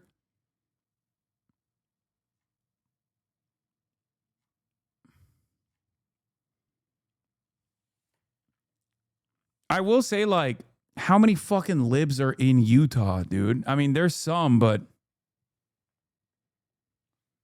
I feel like you need to be in a super densely slammed, libbed up environment to have a lib that's like cracked enough. You know what I mean? Like, there's not that many fucking, I mean, I know they're all in Salt Lake City, and I know it's a college campus, there's libs there too, right? But you have to, it's a game of, I mean, you're looking at this like a game of statistics, right? Like, there is a higher likelihood that there's going to be a crazy lib in an area that is super densely slammed with a bunch of liberals. Because a person coming out and like taking the initiative and like planning this thing out and you know, taking the shot, all the stuff, lining up the sides, taking the shot, running away, all of that requires something extraordinary. A lot, like you have to be a lot more invested in the average person. So it's already statistically very unlikely that you're going to arrive at a person that's willing to do that. But then for that person to also be like in the minority in a state like Utah, it just makes it even harder. I mean, the fact that he like assembled and then disassembled the gun on the spot is also pretty crazy. What was the private jet theory you mentioned this morning? There is a private jet that flew out and like the ADB tracker was shut off, or at least like couldn't get triggered. But I don't think that was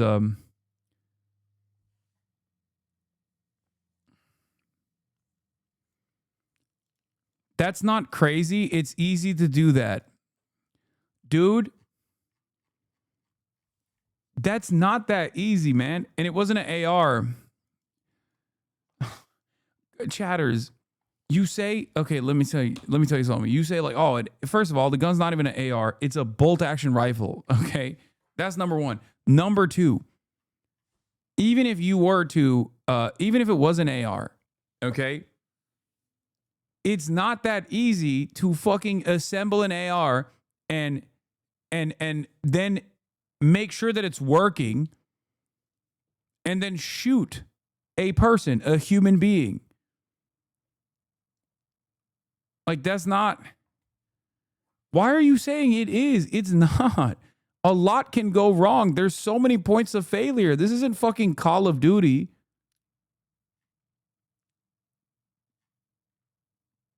What the fuck?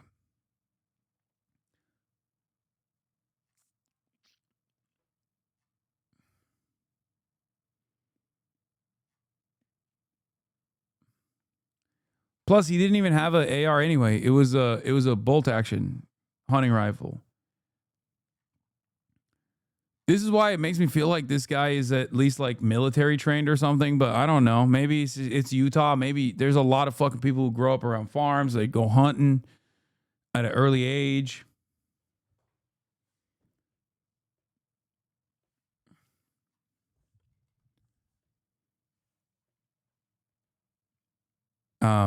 If he has that shirt that like disabled vets have gotten, as some in my community were saying, like that's a shirt that was sent out to disabled veterans.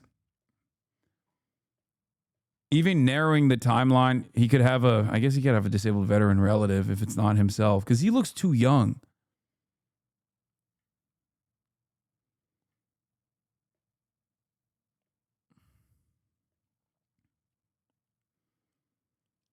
There's a big difference between hitting a target from that distance and landing a kill shot in one attempt. According to reports, the casing was still in the chamber. He didn't even plan on taking a second shot. Yeah.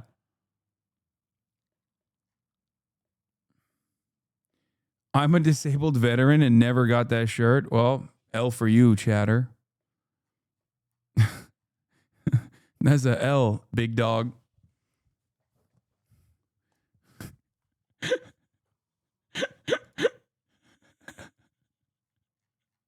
Thank you for your service. Individuals that live close by. We literally have persons of interest, tips coming in on the tip line that are spanning far and wide.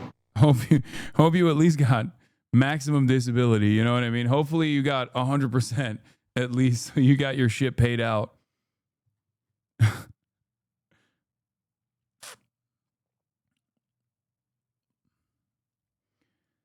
SPLC says there's an active Oath Keeper group in the UVU area.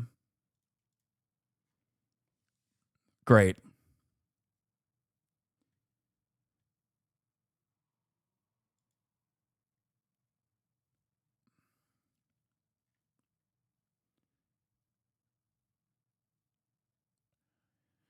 He instantly unscrewed that barrel of the rifle. Yeah, it has to be halved when he's jumping off that roof, correct? What's in his arms on the ground when he Assassin's Creed walking? Yeah, it looked like he just disassembled it. He assembled it when he got up, and then he disassembled it, and then put it in his backpack. But then it doesn't make sense because he like trashed it later, right? Because they found the gun, and I think they found the gun assembled, or at least that's what they made it seem like. So that doesn't make a lot of sense either. So what? Like he fucking disassembled the gun and then assembled it again, only to trash it? That also doesn't make sense.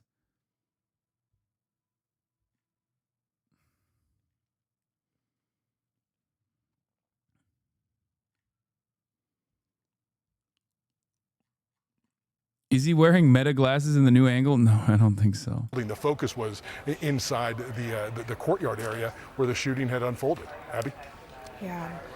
Back in the room here in New York, Jonathan Wackrow, that neighborhood is, as Ed Lavandera just pointed out, going to have a lot of information embedded in it. A doorbell cam. Bro, we have a crazy amount of surveillance in this state. Like we live under a surveillance state, and it's kind of shocking when you see something like this where like a dude with a hat and glasses can just absolutely nuke all of that. Like that is crazy to me that a dude, one hat, one skin tight Oakleys, and red states are basically living, it seems like, in an era where you could just like kind of do a murder, and if no one saw you physically do the murder, you were basically good to go. Or like bank robberies, you know what I mean? Remember back in the day, obviously I'm not that old either, but back in the day, you could just like kind of kill people and then, you know, they just had nothing. If nobody saw you do it, there was like no way to figure out if you actually did the murder. I didn't say back in my day. I said back in the day, okay? And it feels like, I guess if you're in fucking Utah, they're still like operating as though it's 1930s.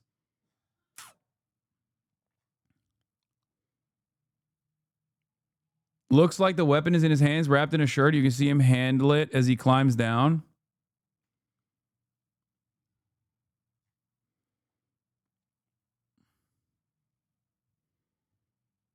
Yeah, if you're a white dude with Oakleys and a baseball cap and like, you know, an American flag long sleeve tee, it's over. You're going free. They have to arrest. What are they going to do? Arrest 80% of the state? They can't do that. That's 80% of the state. They can't arrest everybody. It's both. Yeah. Both of those are good things. Yeah. Tons of video to go through, and you know, as Jonathan said, you know, you do that video canvas till you don't see him anymore. Someone also brought up a really good suggestion. They said he probably has arm tattoos. That also does make sense for why he was wearing a long sleeve. You want to get him as far as you can get him till you don't have him anymore, because that might take you to the vehicle he jumped in. Yeah, I was going to say, I mean, knowing whether there was a vehicle that he jumped in is super important, and I'm not sure. That hasn't. Yeah, been that's the publicly gun revealed, wrapped around but the if they know shirt, that would certainly or be like a some big, kind of cloth. Step. Yeah, and I mean, then, you know, there's the possibility of, well, did he go to the interstate? And then there's the second question, which is, we know the university parking lots had license plate readers, but the interstate might. The state police would know where they are, and, you know, if that vehicle, even if you didn't have the plate from the video, if it passed an LPR, you would get that as a piece of data. The point is, absent somebody giving them a great suspect that they arrest and confesses tonight, they'll do the hard slog, no matter how many days or weeks that takes. Until the right tip comes in, because essentially that is... Think about it this way. Look at the investigation to the Utah student murders. Yeah. Right? No real witness except who saw a dark figure leave the house. No motive, no connection between the victims. And they were able to piece that together with tiny bits of evidence that then came together with so many different techniques, from the video to the license plate to the cell phone towers to the video of the car stop from a police officer months before of a person who had already changed the license plate. These can come together with one bold call, like Luigi Mangione from somebody in a restaurant and the mom starting to get suspicious in San Francisco that that might be her boy, or it can come together through 1,000 pieces that finally fit together like a puzzle. And Juliet said it. I mean, if you look at those photos, if you know that man, you know him. Yeah. That seems clear. I mean, we can't see his face and his eyes, but his demeanor, his height, you would know that person. Andy McCabe, I just want to ask you, Kash Patel, the FBI director, flew to Utah today, but did not speak. And this is after a couple of days of several tweets that really got ahead of what they actually had in terms of a suspect or a subject in this investigation. What do you make of the fact that we didn't hear from him tonight? Cash money. Yeah, Cash that money one's really Patel, hard to baby. figure out. There are many good reasons why you wouldn't go. If you're the director, you would not go out to the scene of an ongoing crisis, post-crisis investigation. I think that's many of the reasons why, typically directors don't do that. One of the reasons not to do that is because the presence of the director imposes a huge burden on the field office. There's all kinds of arrangements that have to be made. There's all kinds of security concerns that arise. Transportation becomes very complicated. And that's the last thing you want to do to the field office while they're in the middle of investigating a critical incident. So again, it's strange to go out there under those circumstances.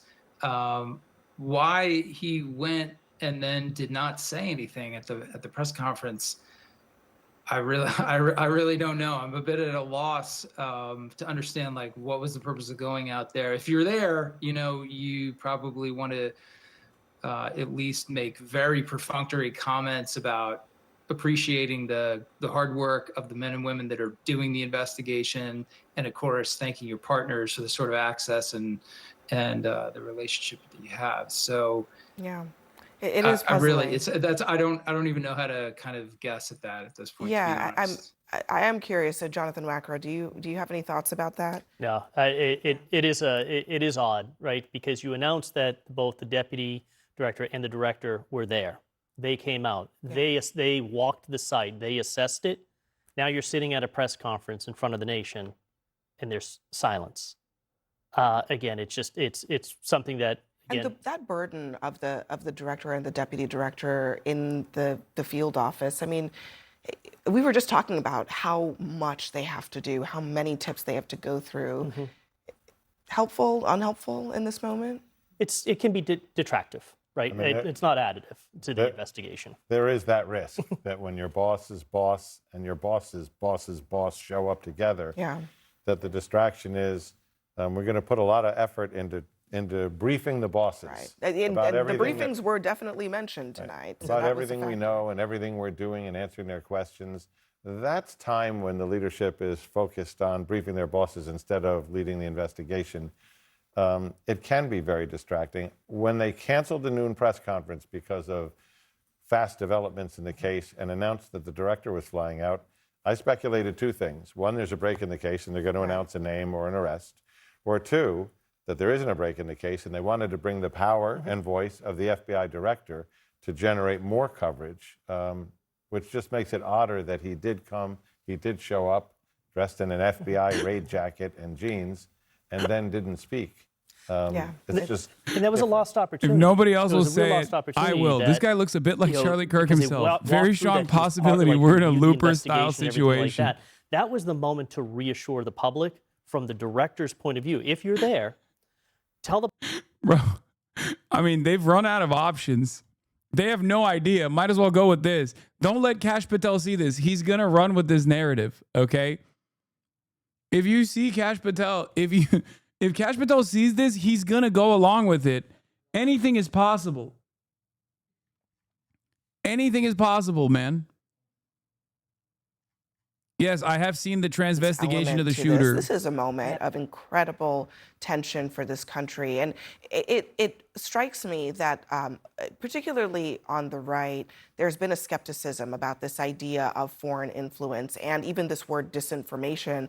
I was surprised to hear it uttered at this press conference, but it must be so serious that it was raised. I mean, what do you make of that?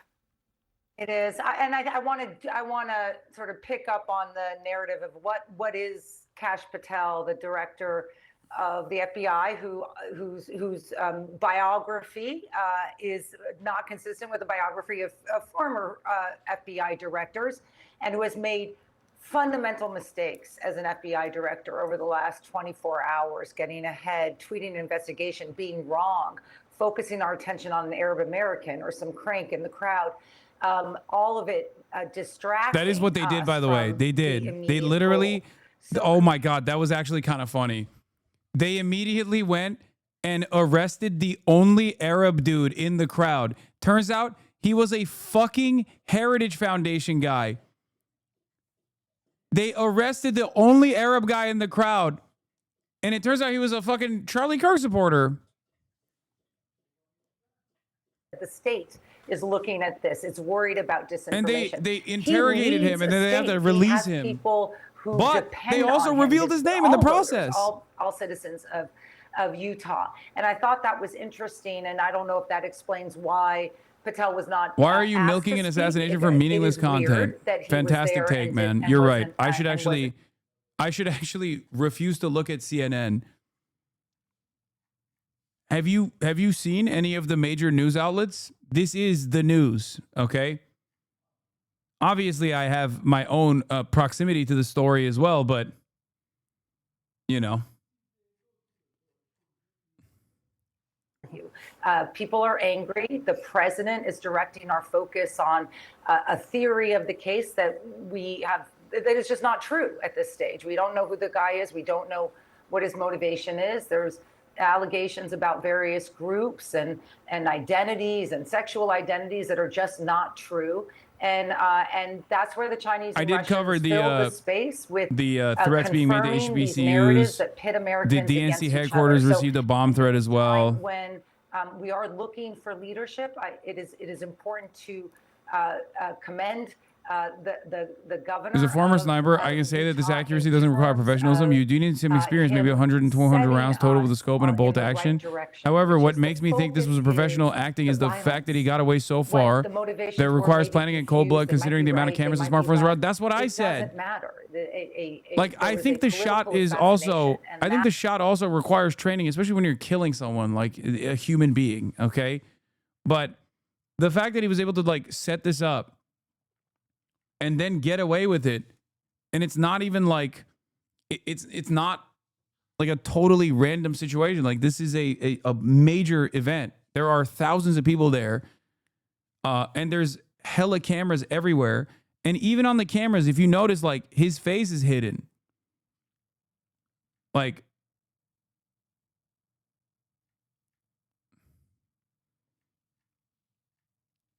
not touching the railing, like not touching the fucking stairway rails.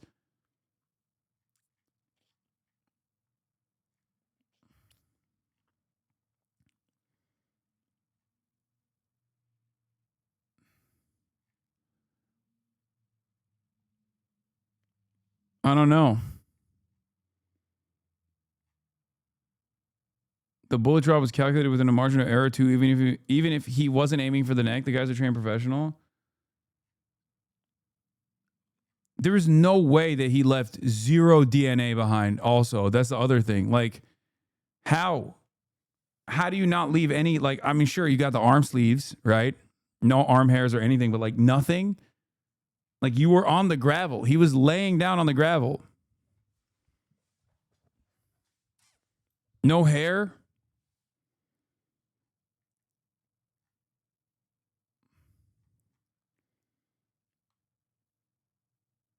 He left prints behind that are being processed. Look into the prints they found. Yeah, no, I heard. No, he has footprints, and they said paw prints.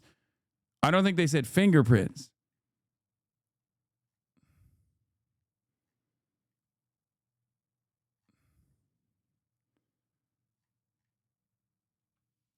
Dude's a paw prints, palm prints.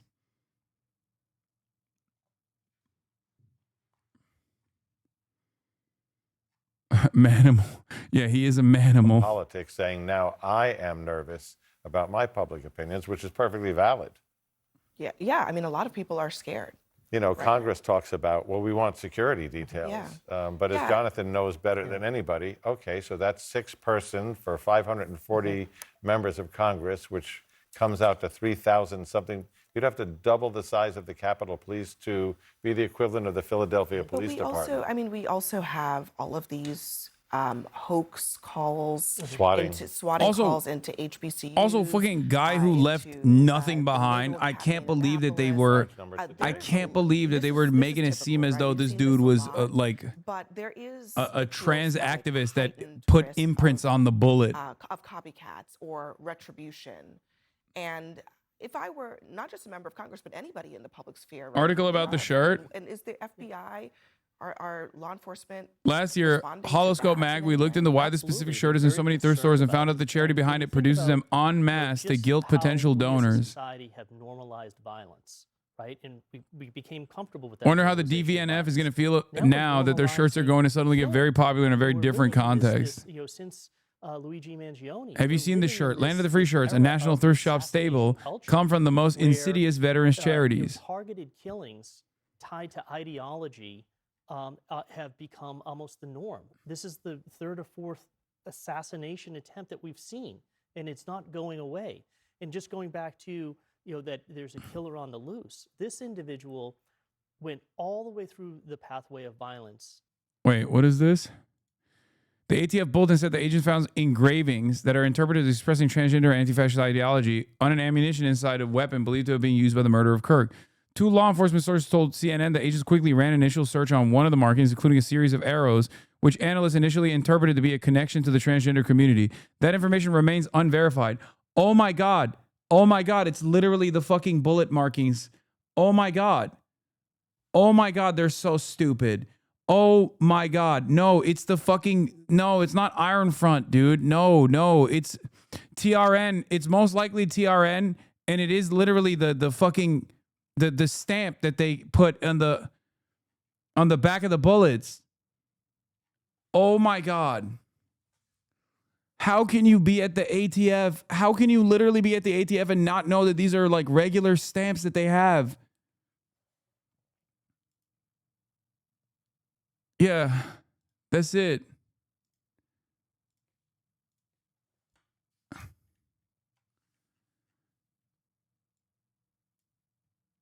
And I saw another bullet with a stamp with like arrows on it.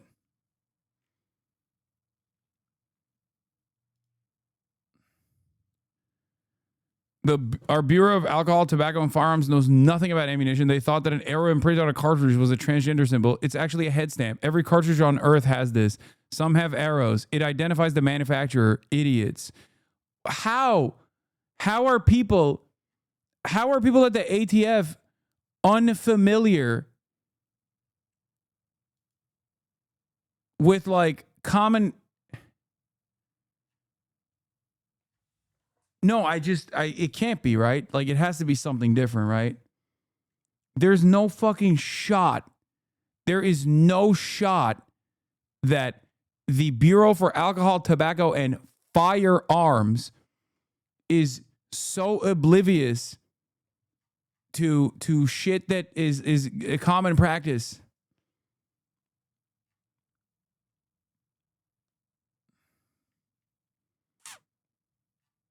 It has to be someone that fucking saw this and literally thought like,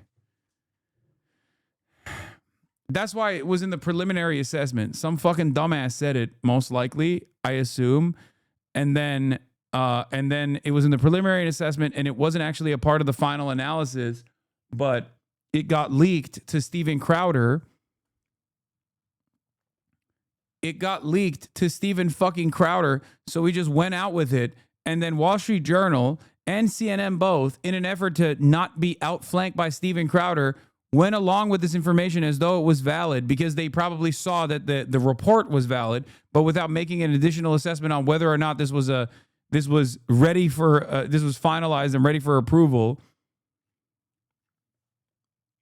And that's how we arrived at, like, the shooter was trans and there's like trans engravings on the fucking bullet.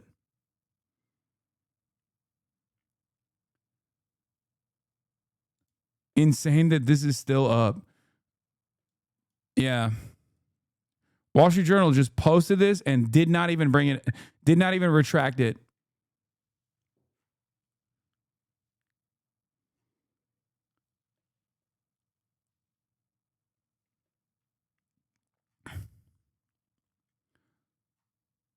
Crowder already went in court for bad reporting. Yeah, he also got a cease and desist from the ATF for this bad reporting as well. The ATF is suing Steven Crowder now.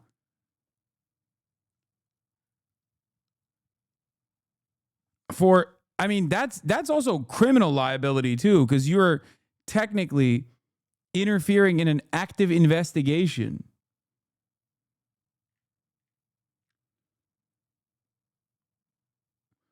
Turan doesn't make ammo in that caliber. It could actually be markings. Okay, chatter.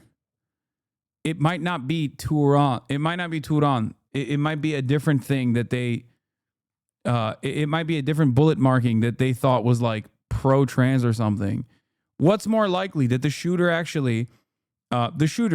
that literally left no imprint, like did everything physically possible to be able to get away with this, actually wanted the weapon to be found, so we just like left it behind with like some kind of, wait, what the fuck? Is it effing? Many people are saying no F. I don't know why people are saying there's a mini F.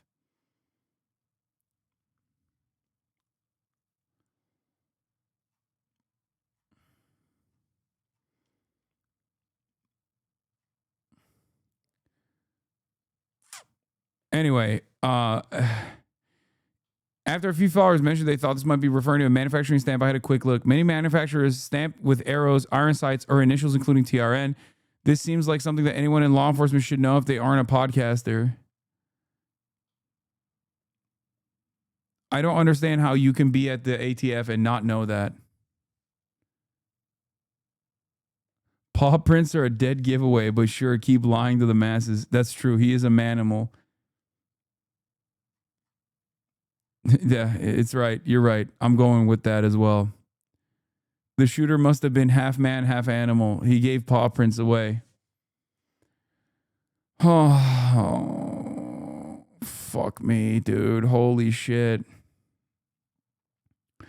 But yeah, it's from a DVNF a charity that the shooter got their shirt from. But he could have just like basically CCNN. He could have gotten the shirt from, what is this? From your conservative colleagues. I don't know if you've been on the Hill earlier today, or I mean, is that improving any, or is it still as tense as it seems? Well, one, you got to understand that Congress is a microcosm of the United States, right? So there's a lot of tension within the United States. I would argue that the president is right here, and he's right for blaming the left, because just look at the facts. The facts are the school shooter in Minnesota was a left-wing lunatic. The facts are the school shooter in Tennessee was a left-wing lunatic. So these shooters are more and more becoming these radical Nazis. leftists. Both of them were so when the fucking president says that, neo-Nazis he's in a not wrong. Telegram I group. can guarantee you this. President Trump is going to hunt down and find the killer of Charlie Kirk. And if he's not dead already, he's going to bring him to justice. And we should all be rooting for him, because this has rocked the foundation of our republic. When you don't have First Amendment rights, regardless of if somebody's left-leaning or right-leaning, it absolutely destroys the fabric of our nation. I just want to note, though, I mean, you cannot omit, just a couple months ago, Democratic Minnesota state representatives were assassinated. By a left-wing lunatic. No, not by a left-wing lunatic. And so I do think that... No, say it. I think the point he was right-wing. Just say he was a right-wing lunatic. What is going on? If we want to get to the bottom of it's the violence, political violence, division, and hatred, that leads to violence, that might lead to retribution if this is not handled properly.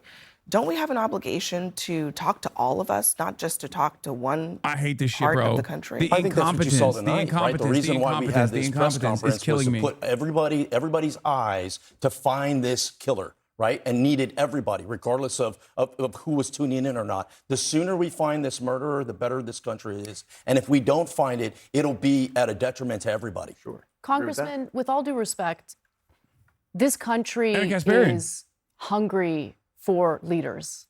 And you are an elected member of Congress, and no one's been apprehended yet.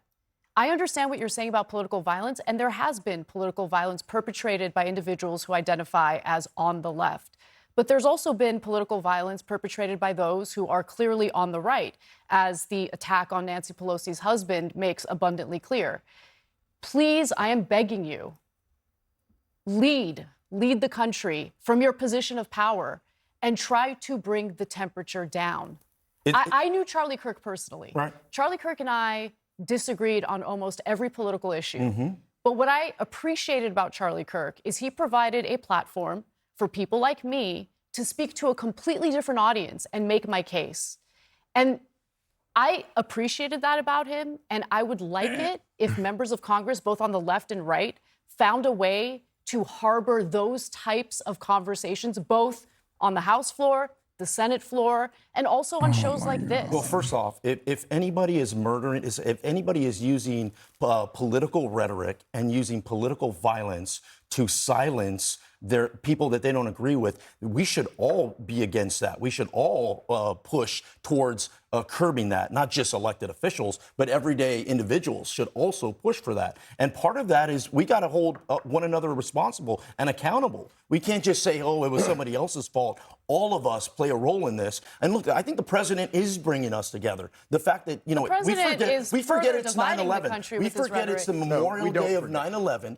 And where was the president? He was at Yankee Stadium today, shaking hands, bringing life to it. Wow, he was really, I'm not a Yankees fan. he was but you really see bringing that America picture together. With him and all the Yankees baseball players. He the was crowd. also referring to the political left as radical lunatics. He was at the U.S. Open. He was at speaks from UFC. both sides The of his president mouth. has been very and active, since and I his appreciate election that. in 2016, Can the I ask political you- rhetoric in this country has devolved further. Can I ask you to respond to that part of what she's addressing, which is what the president said? When I saw someone say this this week, when you hear people, usually online, say they did this, they did that, when we're talking about one man who is a lunatic shooter, criminal, that is so discordant to a lot of this country they're just normal people who are appalled by this. But when you generalize an awful event like this to Oh my God, a whole stop. half of the country, as President Trump seemed to have done today, That's crazy. you're saying that that's bringing the country together, but a lot of people don't hear that. What I'm saying is, sadly, there isn't just one incident. This isn't just on a decline. This is Bro, this person who is of where there is more and more an elected representative has just been lying the entire time. And even Anna's pushback was like not as aggressive as should be. He's just straight up fucking lying. He's like talked about 3 Nazis basically being radical leftists. And instead of blaming one another, It is happening. It is happening. And the fish runs from the head down. To that. But I think the problem is you, sir, as a congressman, just singled out leftist attacks, and that of course leaves out things like the attack on the CDC just a few weeks ago. It leaves out lots of other attacks. I think the point is, particularly in your point of Oh yeah, I forgot about that. Particularly on a day like 9/11, there's an obligation not to try to get political points, but to look at the broader cycle and to say we all need to step up. And we all, so am I, sir. I mean, look at the school shooter at Minnesota. What are the facts in that case? You apparently don't even recognize the facts around the assassination of the state legislatures. Look at the fact. Let's start with the alligator nearest to the boat, which was the Minnesota school shooter. Great. Right? What I'm getting at The is person was these a aren't just fucking one neo-Nazi. issue. Was in a neo-Nazi telegram group. Was in a white supremacist neo-Nazi telegram group. I'm losing my mind. Has all the patterns. Has literally all the patterns of previous white nationalist shooters. Literally put the names of previous white nationalist prominent neo-Nazi mass shooters What are we talking about? How in the ever-loving fuck did this conversation turn into, oh, the person was actually a leftist? What do you mean? That's crazy. I feel like I'm losing my fucking mind. It's just a lie. He's just lying. He's just straight up lying. Makes people afraid. I can't watch this I shit, play man. What I can't. Senator This makes Kevin me so Cramer pissed. said about what the mood is on Capitol Hill among his colleagues about this issue. I was thinking yesterday, trying to drive out of the Capitol off the plaza, you've got 1,000 people working their way on foot, and we're very, very accessible. I like being accessible, but being accessible is starting to look like being vulnerable. And so I think there's a lot of us that are concerned about that. Being accessible is starting to look vulnerable. Do you feel that way? Are you concerned about your own safety? I am concerned, and so are a lot of my colleagues that are concerned. But this is how you defeat evil. This is how you defeat terrorists. This is how you defeat people that try to change our way of life, is you go right at them. This Saturday, guess what? We're having a campaign event. There'll be hundreds of people there in San Antonio. We are not going to back down. We're not going to be shy. We're not going to be silent. We're going to be vocal. And I think everyone should be that, whether it's a liberal view on the world or whether it's a conservative view on the world. We need to get back to having dialogue. And these people that are using political violence as their solution, they need to be the outliers, not the mainstream. And part of that is us being, the world has changed though, Abby. I mean, I'll give you a prime example. Why weren't there drones at this event? If there was one drone in the air, it would completely change our view on things. I mentioned that because I'm a cryptologist. You mean like a video a physical drone. If you put one drone in the air, all of a sudden, every rooftop is covered. I mentioned that because this isn't the first time there's been a shooter from a rooftop. I want it to be the last he's woke. time. So let's he's right. Woke Utah didn't do drones. How much you want to bet this motherfucker's invested in a drone security thing? How much you want to bet this motherfucker's invested in like a mass surveillance drone security company? The future is going to look very different for these types of events. I want you to all stand by. For I guess they didn't have rooftop control, man. What the fuck? Drone control, not gun control, drone control. Still dealing with moderate to severe ulcerative. Oh my God. Yeah, also, so was the shooter in the Evergreen High School shooting yesterday. Desmond Hawley, 16, who was suspected of shooting and critically injuring 2 students, had been radicalized by an extremist network, the authorities said. Very high likelihood, also a part of that fucking Telegram network, just like the Minnesota shooter. Just like the Minneapolis shooter. But hey, guess what, dude? They could just say, oh, these guys are woke. They did it for wokeness. These guys, at this point, like back in the day, not every one of these guys would fucking leave like a manifesto behind, right? They wouldn't leave like telltale markers of what their, opinions are, who they want to kill, why they're doing this. Nowadays, they just write it out. They put a fucking manifesto online. They film themselves writing the manifesto. They fucking cover their guns. They cover their guns with like white supremacist shit. They say they're doing it for white supremacy. They say they're doing it because they're fucking neo-Nazis. And then, after all is said and done, all the right needs to do is turn around and say, that's a leftist. And that's it. That's all it takes. That's all it takes. Right-wingers will look at a person that is screaming that they love right-wing politics. They love it so much. Once again, the Minnesota shooter hung out with Brandon Herrera, who ran for office. He's a fucking right-wing gun tuber who ran for office in the state of Texas. Okay? Said he liked Brandon Herrera. Had Anders fucking Breivik slammed on the gun. Numerous other white supremacist mass shooters. And it's so crazy. It is so crazy that that liberals look at all of that and instead of being like, what the fuck do you mean this guy was left wing? What are you talking about? He has slurs all over the fucking gun. Against the guy. Oh, Brandon Herrera ran against the guy that we just saw on that panel. Amazing. Amazing. So this guy has to know. if a guy who ran for office was mentioned by a fucking mass shooter, you probably know about that, right? So you know the shooter wasn't a leftist, right? Was shot, taking a question from somebody who did not like him. That's right. Somebody who totally disagreed with him. And very few people are willing to subject themselves to that. That's actually very true. And I do really appreciate that about Charlie Kirk. I appreciated the fact that he wanted to, again, provide a platform for people who disagree with each other to have civil debate. And I think what we have moved away from as a country is a shared identity as Americans, regardless of what your political views are. You know, after the biggest and most tragic terrorist attack on U.S. soil on 9/11, the one thing that was different then compared to what's happening today is that Americans came together because they saw each other as fellow Americans. They had that shared identity. I don't know why we've moved away from that. I don't know why we have dug in our heels in all the different things that make us different. But we have to be able to live in this pluralistic society, respect one another, and accept the fact that we're going to have political disagreements. It doesn't make you a bad person to disagree with someone. No, that's the essence of democracy. Exactly. As a matter of fact. And part of that means recognizing you can disagree without demonizing people. But what's happening is dangerous. We've been through periods like this, the late 1960s and early 70s, there's a lot of political violence. Exactly. But you look back, today is 9/11. On 9/11, 2001, I was on the steps of City Hall. And you saw the way our country united.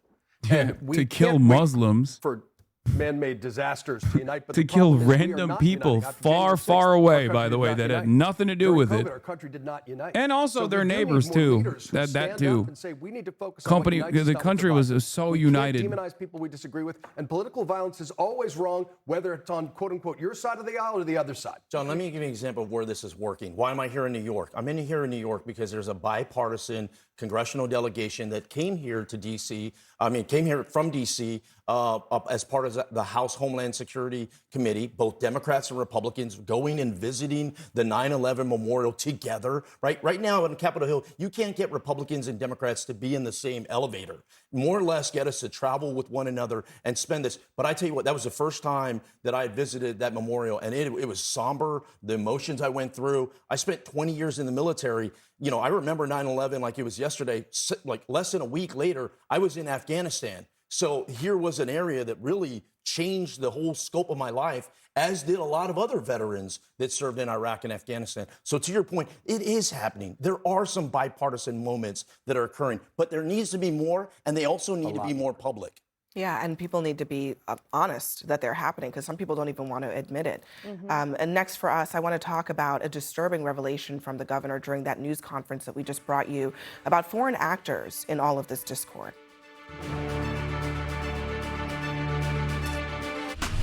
Hold up. Didn't it take a few months to invade Afghanistan? I mean, yeah, but that shit, the preparation for it, you know, there was a lot of hatred that needed to go somewhere. One big issue leftists face with this is Hawk's view, Groyper's a socialist because the Nazis identified as nationalist socialists. Okay, well, that's crazy. Oh, Mr. Drone Tech. Oh, Mr. Drone Security. There he is. Representative Tony Gonzalez. This is the way. Back in American drone technology is a win for our economic and national security interests. I'm telling you, man, these guys don't go on television for no reason. Every time they go on television, it's to improve their bottom line, okay?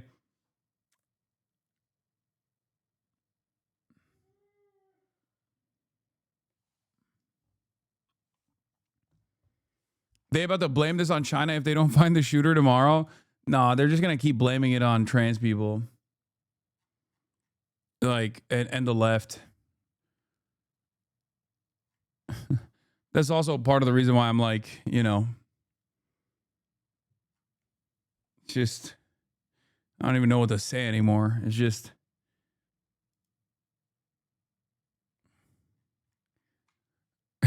so far, the biggest source of disinformation hasn't been Russia or China. It's been Kash Patel and anonymous agents, the trans ideology, and Antifa bullet.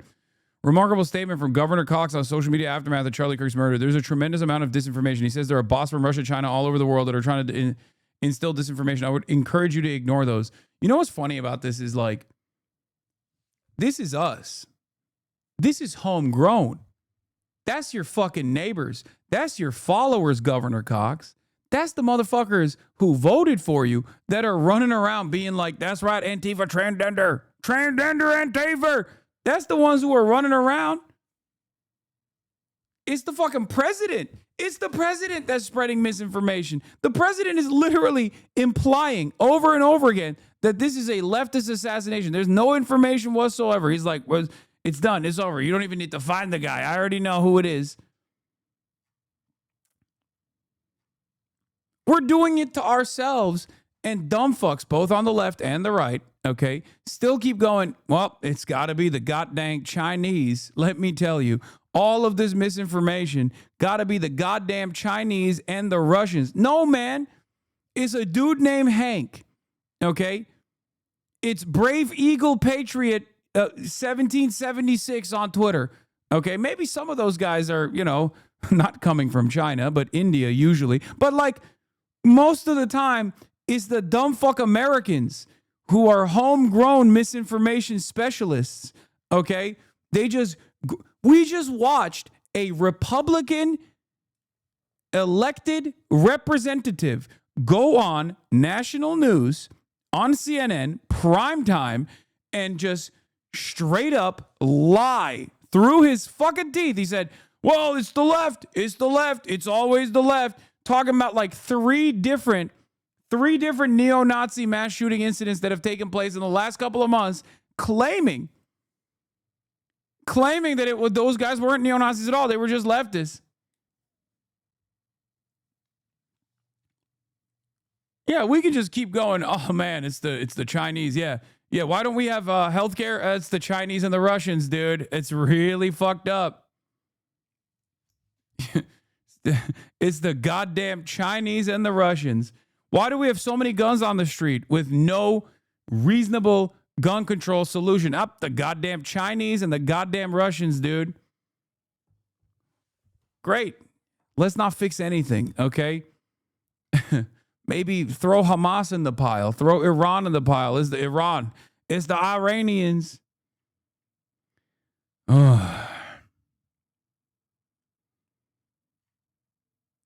I don't even fucking know what to say anymore, man.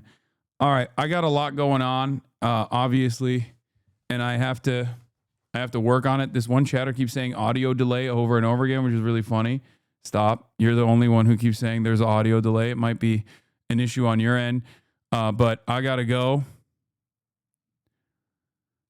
Okay. I don't know if I'm gonna be live tomorrow because, like I said, brother's wedding. So if I'm not live tomorrow, I'll be live on Sunday. All right. But you know, had to do a little bit of overtime here, but catch me on the news. Obviously there are you know, other outlets that I'm going to be speaking to this over the weekend and stuff. And that's it.